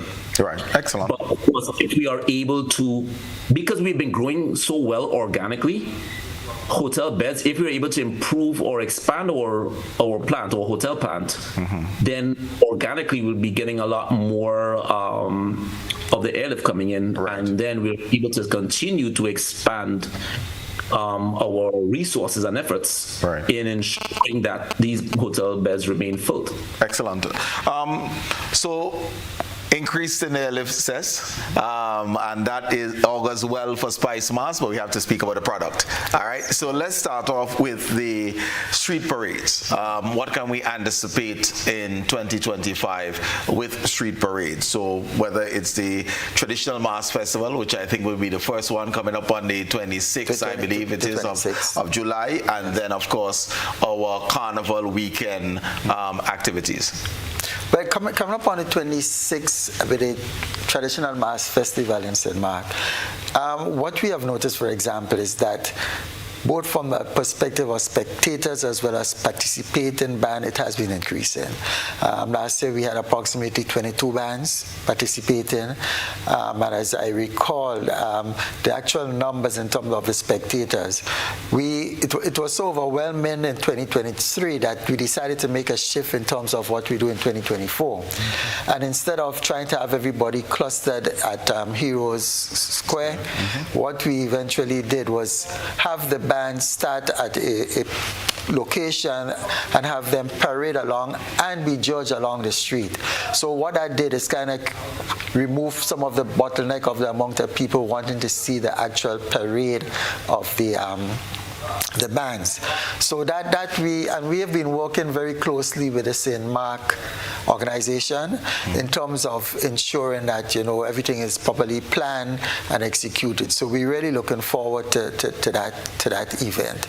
And you ask about what happened on the roads. So Juve morning, if I should just jump onto that, the Juve morning, part of what we're going to do is create that meaningful or purposeful behavior in terms of start and end time. You may ask why we're going to do that. We have had some discussions with some of the Juve bands already, band leaders, and even tomorrow there's a follow-up meeting that is going to be held. And the whole question here is to discuss exactly the execution of Juve, because what we have realized is that we have this mass of people coming, but there's not much structure, and although much effort has been made to do that, we're realizing that you have that level of infiltration of people just getting within the bands. So what we are doing, meeting with the bands so that we have a better understanding and some better level of coordinating in terms of, if I may say, producing what happened on the road. Right. So the expectation is that the band leaders understand what is going to happen. We're asking them to start gathering as early as 4. So like 4:30, 5 o'clock, we can have them moving on the road. So we're looking to start Juve at 4 a.m. Is that what we're saying, or 4:30 a.m.? 4:30. 4:30. Right. Yeah. All right. And again, the reason why we want to do that, we want to make sure that there is enough of quote-unquote the Juve, because it's also going to end by 9:30. We'll start giving the call-in time at 9 o'clock, so it can end at 9:30. I just want to go back a little bit, because a lot of what happens with the carnival, whether it's the Juve and on the street, a lot of it centered around the music. And I know I spoke a bit of the preliminary, but it's really, a joy seeing how many young people are actually getting involved. Because this year we had approximately 120 registrars for the power element of Groovy. And as you know, we have to break that down into 30, for example. We ended up with a 31, there was a tie. And even in the case of the Groovy, I think it's approximately 96. So again, and the reason why I'm going back on these numbers, there's something about the music that really activates and stimulates people and what happened on the road, whether it's Juve morning, whether it's the parade on the street. But coming out after the Juve morning, as I say, we expect to finish by 9:30, 1 o'clock. The emphasis and the focus will be on something that I know you love a lot, the traditional mass. And again, we have had meetings with them, and the intention is to keep following up, working with them. Things like the subvention, we were able to have that disbursed so that they can start preparing themselves. But the traditional mass, we are placing a lot of emphasis on it, so that they can come out on the street 1 p.m. on Monday. Last year they were out in good numbers, but unfortunately, whether it's because of the rain or whatever reason, there were very little in terms of spectatorship. So I want to make that clarion call from all now to ask people to please come out early to support the traditional mass band. Well, if you say that, I do love it. I will ask the first come out to be July 26th in Victoria to see us on the streets. Yes, that's right. And then follow up with the Monday. Yes. So, and although we have the emphasis of the traditional mass on the Monday, that doesn't mean that there's an elimination of the fancy mass. They are still going to be there, but the intention is that they will follow the parade of the traditional mass band. So we want to highlight the main stage, street theater, to focus on that of the traditional mass. What are the times you're looking at? 1 o'clock, and we run until 1 to 6. 1 to 6. And then we take a break from that, and we start the Monday night mass band at 8 and on to midnight. The focus in terms of the movement on the road is going to be really critical. So in terms of the route, let's say for the Monday night mass band, it's going to start at where quote-unquote used to be Lexus Inn, a little further up than where we started last year. And the whole intent here, that's first band or last band? The first band. First band will be there. And we have pushed it up a bit, because what we're hoping is in terms of the way we would want them to move, hopefully by, I would say, 8:30, 9 o'clock, band should be on the Kirani James Boulevard. We're working assiduously towards that. Where does that leave, though, the masquerader? If you hurry them up to get to the Kirani James Boulevard, let's say 9 o'clock, 9:30, would be a blocko style thereafter? Because the movement to get onto the carnage with the size of trucks and everything else, there's a natural end when we get to, let's say, the carnage. So let me address that a little bit, because no, it's not a jump up style when we get there. We are encouraging all the bands as much as possible to parade all the way over to the carnage. We have done some homework, some groundwork, and yes, even the big trucks can turn over there.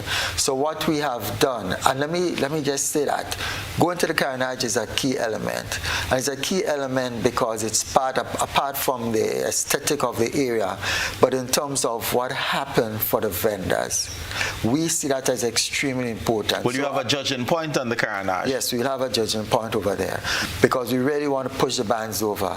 Bearing in mind, that We have considered the area where the turning point could be for those trucks and so forth. So from the homework done thus far, that area by NLA and the old Hubbard's garage, we have actually experimented with it even last year, and the trucks can turn there. For the smaller one, they can go all the way over to the old Nawasa premises over there.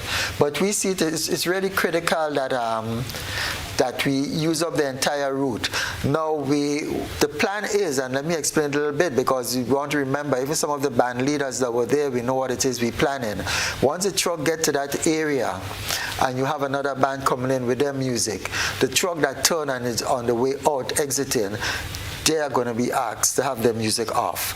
We don't want to have a case with the truck coming in. It's not a song clash. It's not a song clash. Right. You know, and we really and respectfully asking that these things happen. Now, let me just ask this, because you know some of the arguments made with late starts, etc., is the same truckers.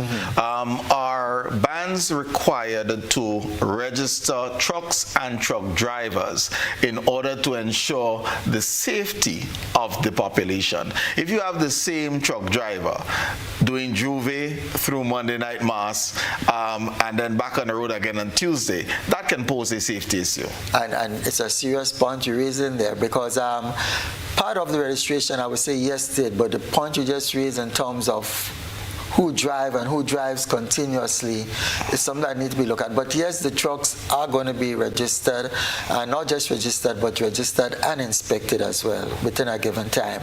We have been in communication with the RGPF to ensure that happen.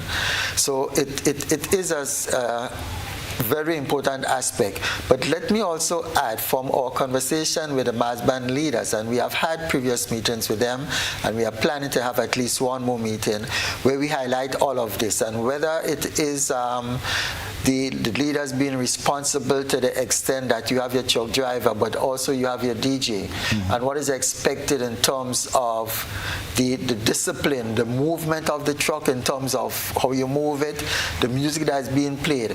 Because we are really hoping that we could end up what I would like to consider sort of very low tolerance for things that are not expected. So for example, when your truck is supposed to move, we expect it to be moving. And if it's not moving, for example, and we tell your DJ, hey, you had to stop the music. And I'm saying these are some of the things we look at as consequences for the trucks and the bands not moving as they're expected to. So we have done some work. The whole question of the marshalling comes into play. And we are, again, in collaboration with RGPF, we're going to have at least 60 marshals to marshal. We're looking at having, in the case of, I think the largest number of bands that we're going to be having at the Fancy Mass Band, approximately 15 of them. So we're looking at having 4 marshals per band, in addition to at least two police officers. We're hoping we can get more. We're still in conversation and communication with the RGPF and the High Command. But those are some of the steps. Are you having your call for volunteers as marshals, or do you need to make a call now for additional masters? You say you need 60, and you can always have things happen. Do you have your complement, or you still in need of volunteers? We do not have it, but what we plan to do, and again, it's coming out of some of the experiences of the past. The plan is, and we started this next year, is to get some of the security services to actually do most of the, if I may say, heavy lifting in terms of marshalling. Because we realize, for example, the regular folks who we sometimes get to do the marshalling, unfortunately, but the truth be told, they are not given the due respect that they deserve. So we want to do it in terms of building it up a notch to hopefully with the security services and the people so employed by them, that we'll get better results. The other thing I want to ask you about would be the parish carnivals, because that's important. I know that there was a launch of St. Andrew this past weekend. How's that going? It's going well, but I'm saying the but because it's a little bit heartbreaking when you think of it in terms of the committees. And as you know, Colin, if we ought to do what we have to do and be truly successful, having associations, whether it's Marsban, Calypso, Steelman associations are critical. Likewise, in terms of what we do, because we, as Spice Mars, as a corporation, we have been out there doing our best to assist the parish committees. But I dare say that not all the parish committees are functioning as effectively as we expect them to. But nonetheless, we have had launches. For example, St. Patrick was the first to go, and I think they are one of the better organized committee, and they had not just the launch, but they had a number of events, and I may say for most part, they were all really successful. We also had, as recent as yesterday, I was at St. Andrew. We had the launch up there. And again, I think it's a good rollout. The week before that, I was at St. David. Unfortunately, we had St. David and St. Mark happening at the same time. But I think the call here for me really would be that we asking the members of the parishes to make that effort to beef up what they're doing. And not just beef it up, but also try to get some younger blood involved. Because what we realize, the older heads, the stalwarts, they're moving on. And I think that in itself is creating an issue where we do not have the level of continuity as expected. So things are not as great as we want them to be. But we continue to work with them. We continue to give them the relevant support. And, we just hoping that as things go on, as the years go on, that they would improve and see the need to come up. Okay. It's time for a final break. Viewers, when we come back, I certainly want to find out from Randy what visitors are saying are the highlights of their experiences at Spice Mars. And you also will have the opportunity to weigh in. 440-1252, that's the number. So we'll take our break and we'll be right back.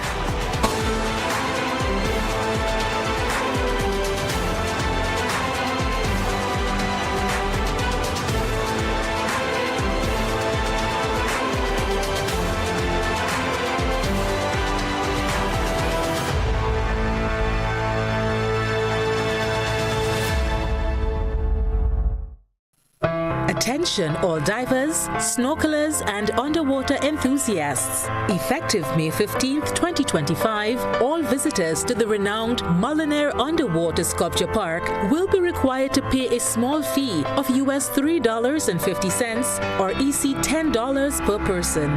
These fees are essential to support the ongoing maintenance and repairs of the sculptures, as well as the development of new features to ensure the park remains a world-class attraction. Payment can be made through the Grenada Tourism Authority's online payment portal, available on the Pure Grenada website, www.puregrenada.com. We thank you for your support in enhancing this extraordinary underwater product. This announcement is brought to you by the Grenada Tourism Authority and the Ministry of Tourism, dedicated to protecting and conserving Grenada's resources for the enjoyment of all.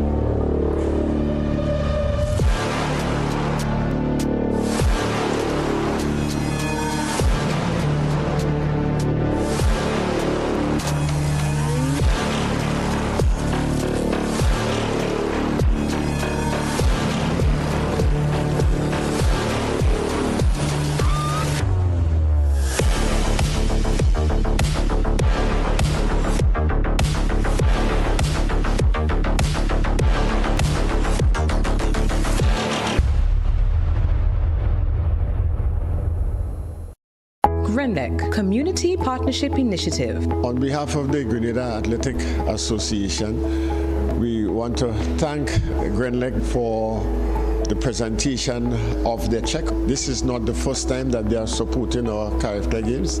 I can remember clearly in 2016, they were part of the celebration. They have been there with us, and we are very thankful for that. GRENLEC, energizing our community.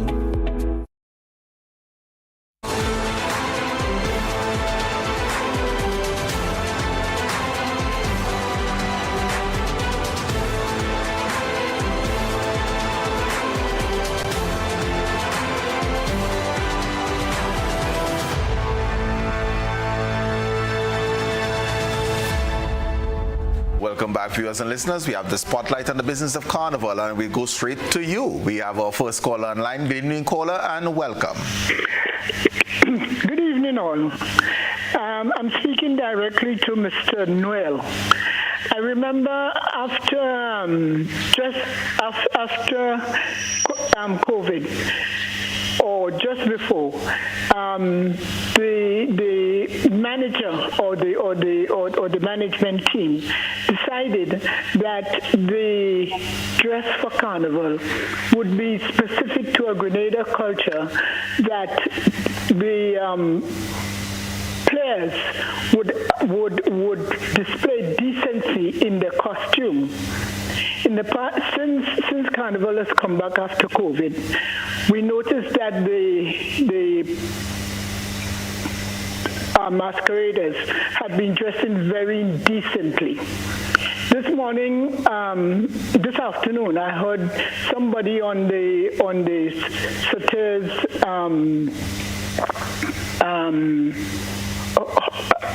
program complaining about the indecency of the masqueraders. So I'm wondering, what have you done about it? And are we going to see these women with the threaded pants that they've been using in the past years?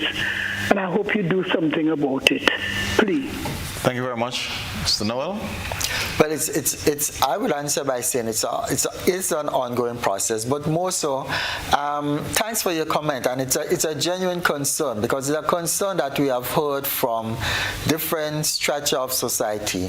It's a concern that is a serious one, and as you stated in your deliberation, really and truly, what we will prefer to have depicted in terms of costuming is what we see as genuinely cultural to us here in Grenada.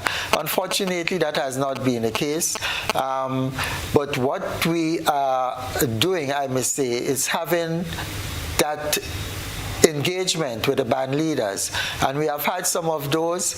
I cannot tell you, and I wouldn't sit here and tell you that it will change overnight, but it's our intention that we continue having the dialogue similar to you calling in tonight and raising your concern on it. As I said, I know it's even from a wider perspective. I've had a number of people raising it. So even from that perspective, I really believe it's something we have to continue doing. But most, I think, we have to take an educational approach to it in terms of letting the emphasis be on what is truly us and cultural. So for example, when I mentioned earlier on of the Monday and having the traditional mass be featured, now the traditional mass in terms of for their costume, in terms of what they wear, what they're doing, it is more seen as cultural to us. And I believe that if we put an emphasis on those, eventually, some way, somehow, we will have bigger bands, larger participation, more young people being involved. And I think eventually what I would like to see happen is that what you made reference to in terms of the fancy mass, that will also be decrease. There are other things that we're looking at. So I mentioned that we had conversation with the band, so I don't want the general public to feel it's something we just left lying like that. We have had conversation with the band leaders, explaining to them that it is part of what has been seen and echoed as something to be addressed. So let us see what happened this year. But again, there's always the next step, the next year. It's a dynamic situation, but we're going to keep working to ensure that something happens one way or the other, as I state, whether it's going to be a traditional mass, given more focus, more emphasis, so eventually it helps in balancing it off, or may I say, taking greater dominance on what happened on the street. Okay. Randy, the events, has the GTA collaborated with any of the local promoters? And just from your own surveys of visitors, what's the pull? We have the intrigue of Juve and the spectacle of Monday Night Mass. But as visitors, what else are the things that they highlight that they thoroughly enjoyed about Spice Mass? Well, the thing is, in addition to the points you just made, right, with the Juve, the point of we have the best Juve in the Caribbean. The fact is when they come to Spice Mass, they come to play Mass. They come to something that's a bit different from them going to any other Caribbean island. So again, Juve, Monday Night Mass, and everything else that goes with it is fantastic. But the other great aspect of what they leave with is a sense that they came to the Spice Island. And the beauty of Grenada, its natural beauty, and everything that it does have to offer, from the friendliness of the people, from it being a very safe destination, and you still feel like it's a very intimate and authentic carnival where you get extreme value for money, is one of the key selling points that individuals have sort of left with, and they talk about it all the time. And I think that is something that we continue to highlight and expand on, and I think that we continue to develop. Excellent. So it's really about that intimacy, the friendliness, and the safety. Excellent. We have another caller online. Good evening, caller. Welcome. Hello. Yes, go ahead. Yes, good evening. Just a word to Mr. Noel regarding Monday Night Mass. He spoke about the question of trying to, of shortening the route and beginning at Lexus Inn, which will take him onto the Lagoon Road by just around 8:39. The problem over the years is not necessarily the distance. Shortening the route does not really solve the problem. The problem we have is that the bands do not start on time. They do not appear to have any sort of a penalty attached to their late departure from the point. So you have bands waiting. Band 1 not going to leave their point because band number 2 cannot leave. They're ready to go, but band number 1 is not ready, so they block them. So you have no one managing that aspect in terms of the departure.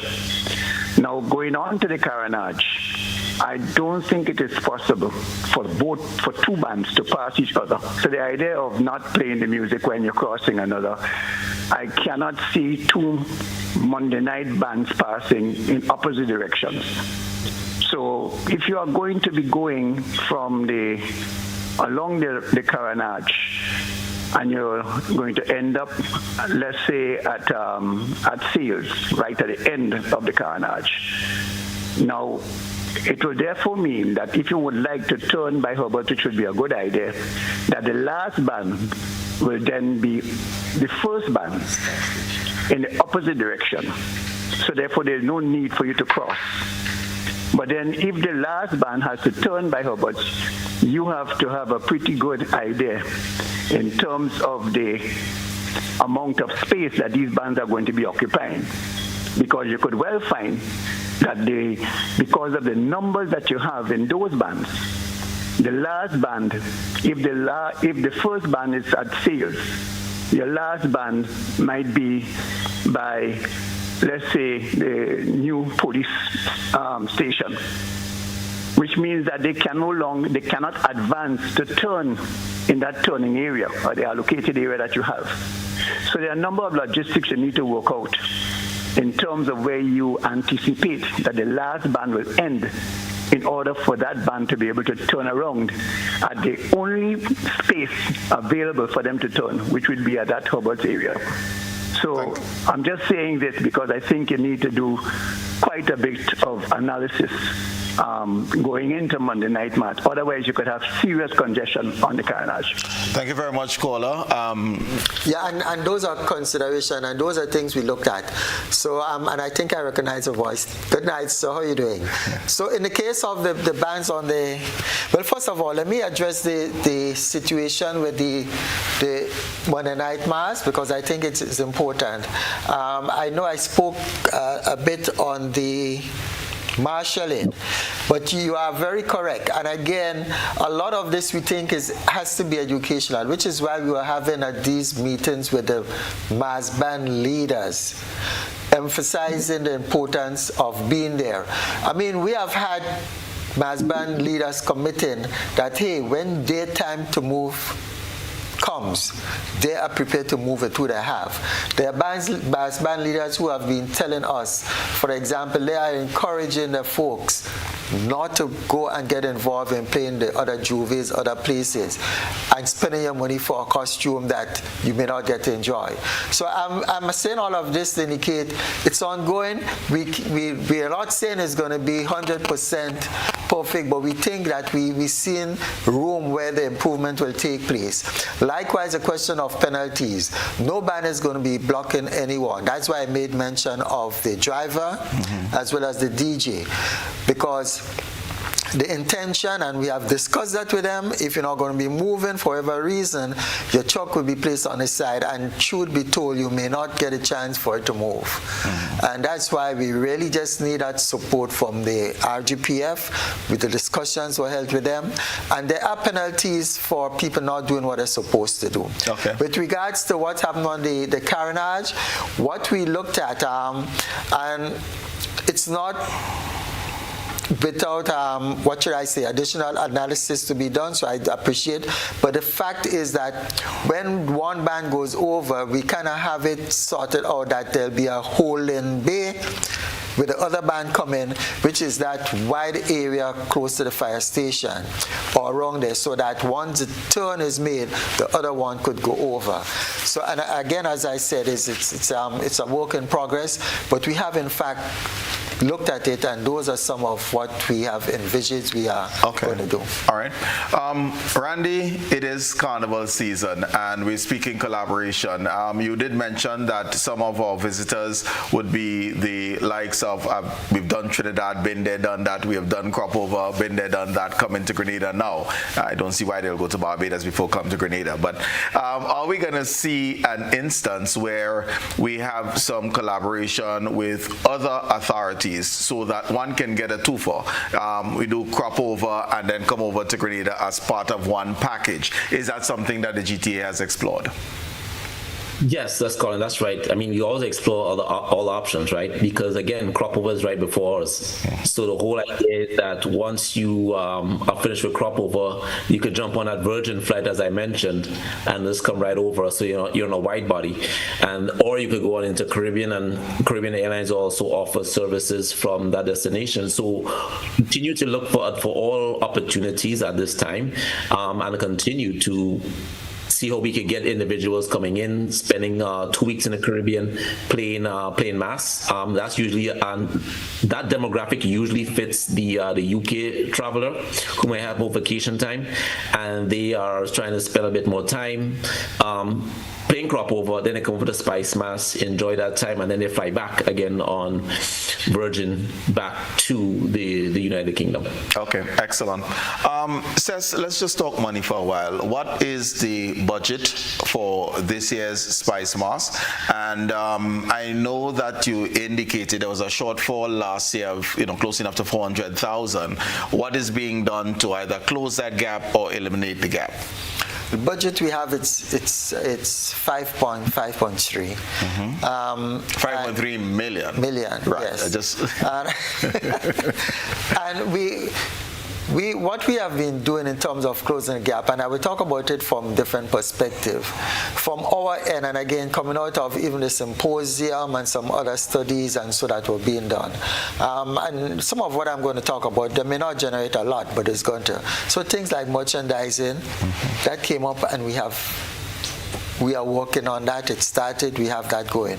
The question of the looking for sponsors, we are doing that as well. As a matter of fact, we have a sponsorship committee that is out there and has been out there some months now, specifically, looking for that additional support and partnership. Are you happy with the support Corporate Grenada is given for Spice Mass? It's a yes and a no. I'll tell you why. Because, for example, we have a number of people based on our engagement with them who have, I would like to use the word, pledge, but it's ongoing. And what we see as it gets closer, we realize some of them are actually coming through in terms of some form of agreement in terms of what's going to happen. But really and truly, we say thanks to our sponsors.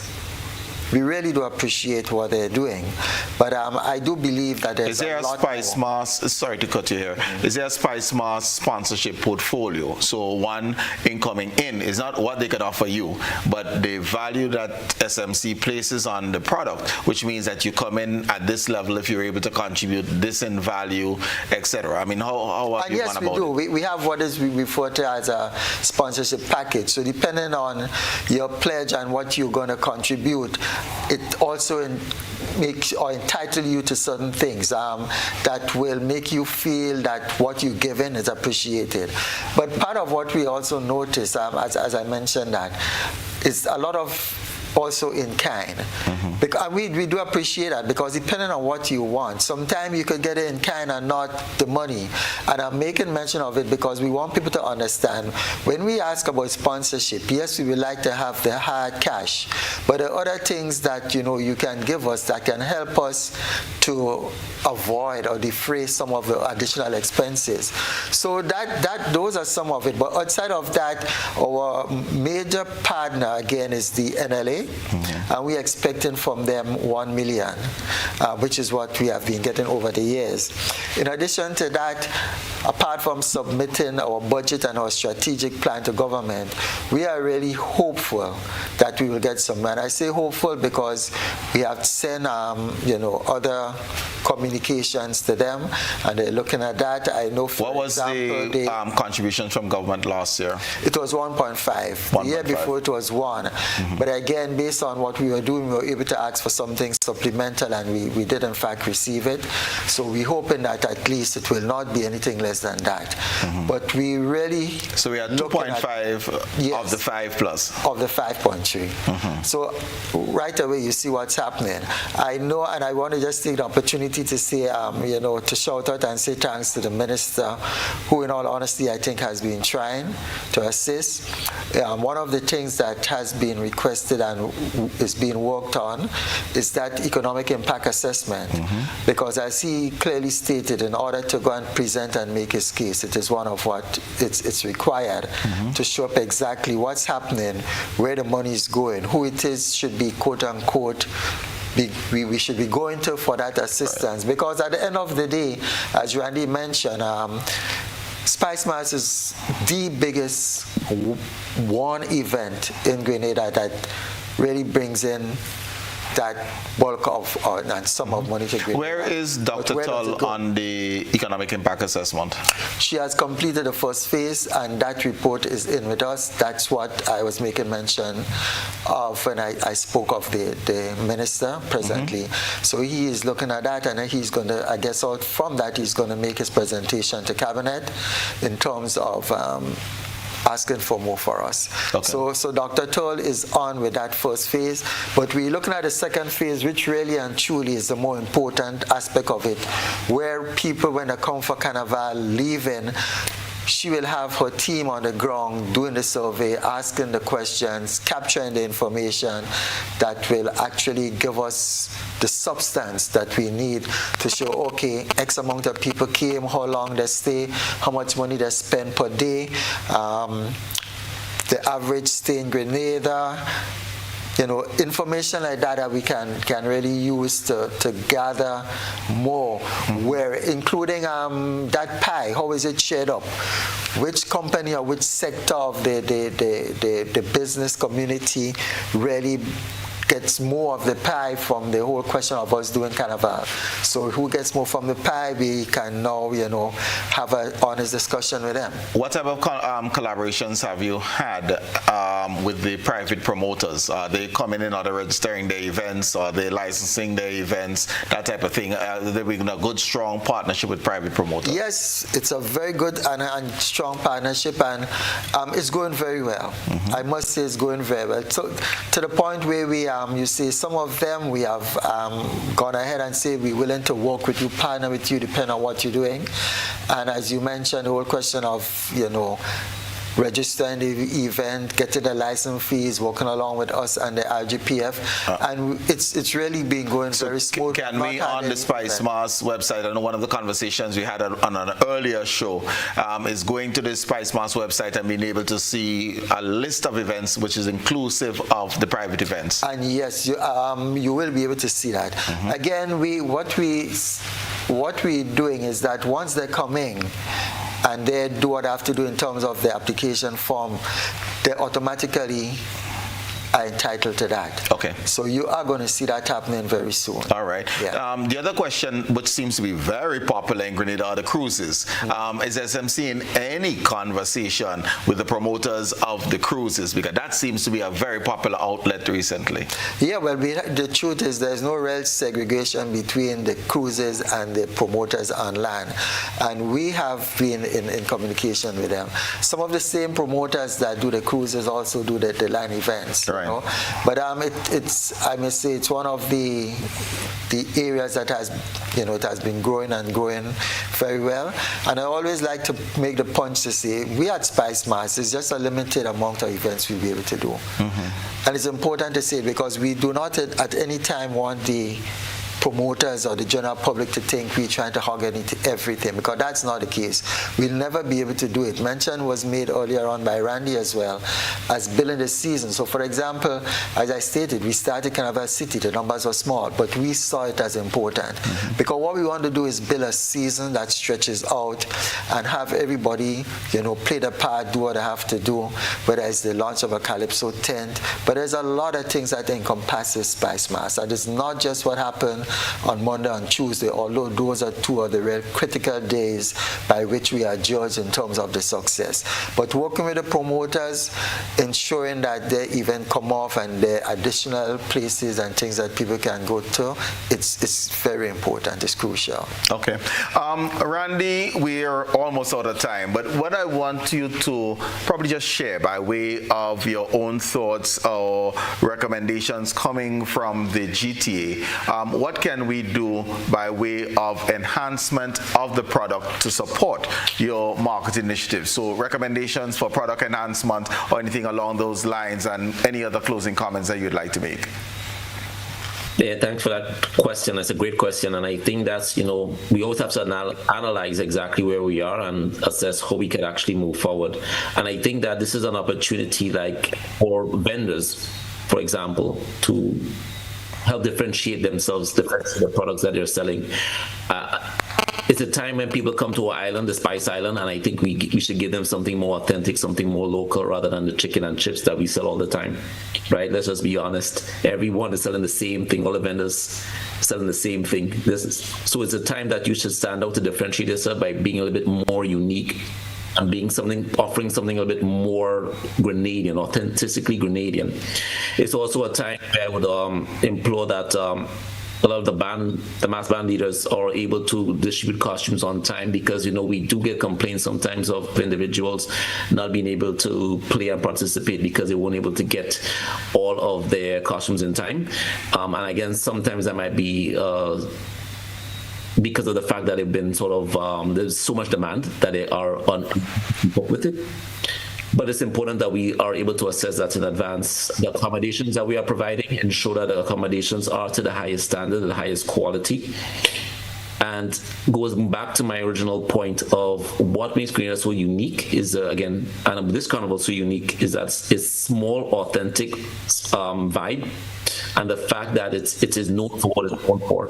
But the friendliness of all people, that sort of village mentality of us caring for each other is important, because most times Grenada is talked about as a very safe destination, and visitors feel safe when they're walking around here. They're not constantly looking over their back all the time. Although I would caution everyone that, playing carnival, always be cautious, but they don't have to feel like they're constantly looking over their back. And that means that we should always ensure that we keep the violence out of carnival, pretty much out of our communities holistically, because that is one of the most competitive advantages that we have. any other destination, is that we have a very safe destination, a very safe carnival, and we want to keep it that way. And again, special thanks to the RGPF, you know, for doing a wonderful job, doing all that they can to ensure that we keep it safe. But again, like, you know, if you have an issue with someone, the last thing that you may want to do is, you know, pull a gun or a knife and create some incident on Juve morning, and that goes in the headlines. You may think you might have a problem with that person individually, but what you don't realize is that you're doing it in front of visitors who are going back and talking about something that they saw, like the taintedness of that they may have seen on that time, and that's not what we want. That's not who we are. So let's just keep the violence out of it. Let's stay friendly, stay courteous to our guests and to our own, and ensure that we have a very safe, productive, healthy carnival, continue to differentiate ourselves, and continue to raise our standards every year so we continue to grow organically, develop organically, and create more demand. And where there's more demand, there's more economic activity and more income for everybody, so everybody thrives. Okay, thanks. Sess, just your own closing comments, your expectations, your wishes, your admonition to our population. Well, I will start with Randy because it's a tagline, if I may say so, that I love. The whole question of safety and security is crucial. It is one of the things that basically sells Spice Mass. It's one of the highlights of the brand. You travel, you go to Trinidad and you talk about it and you hear people say, that's it. They come in and the hospitality and the friendliness of the people. But outside of that, you know, my admonition, I really want us to go there, have fun, be safe, be modest, and I'm saying it very deliberately, especially with the question that was posed, because there's certain things that you know, will impact us one way or another. And what we want, whatever is going to impact us, we want what is the positive. So we want to go there. We want to, even in the case of the cuisine, all of that we spoke of.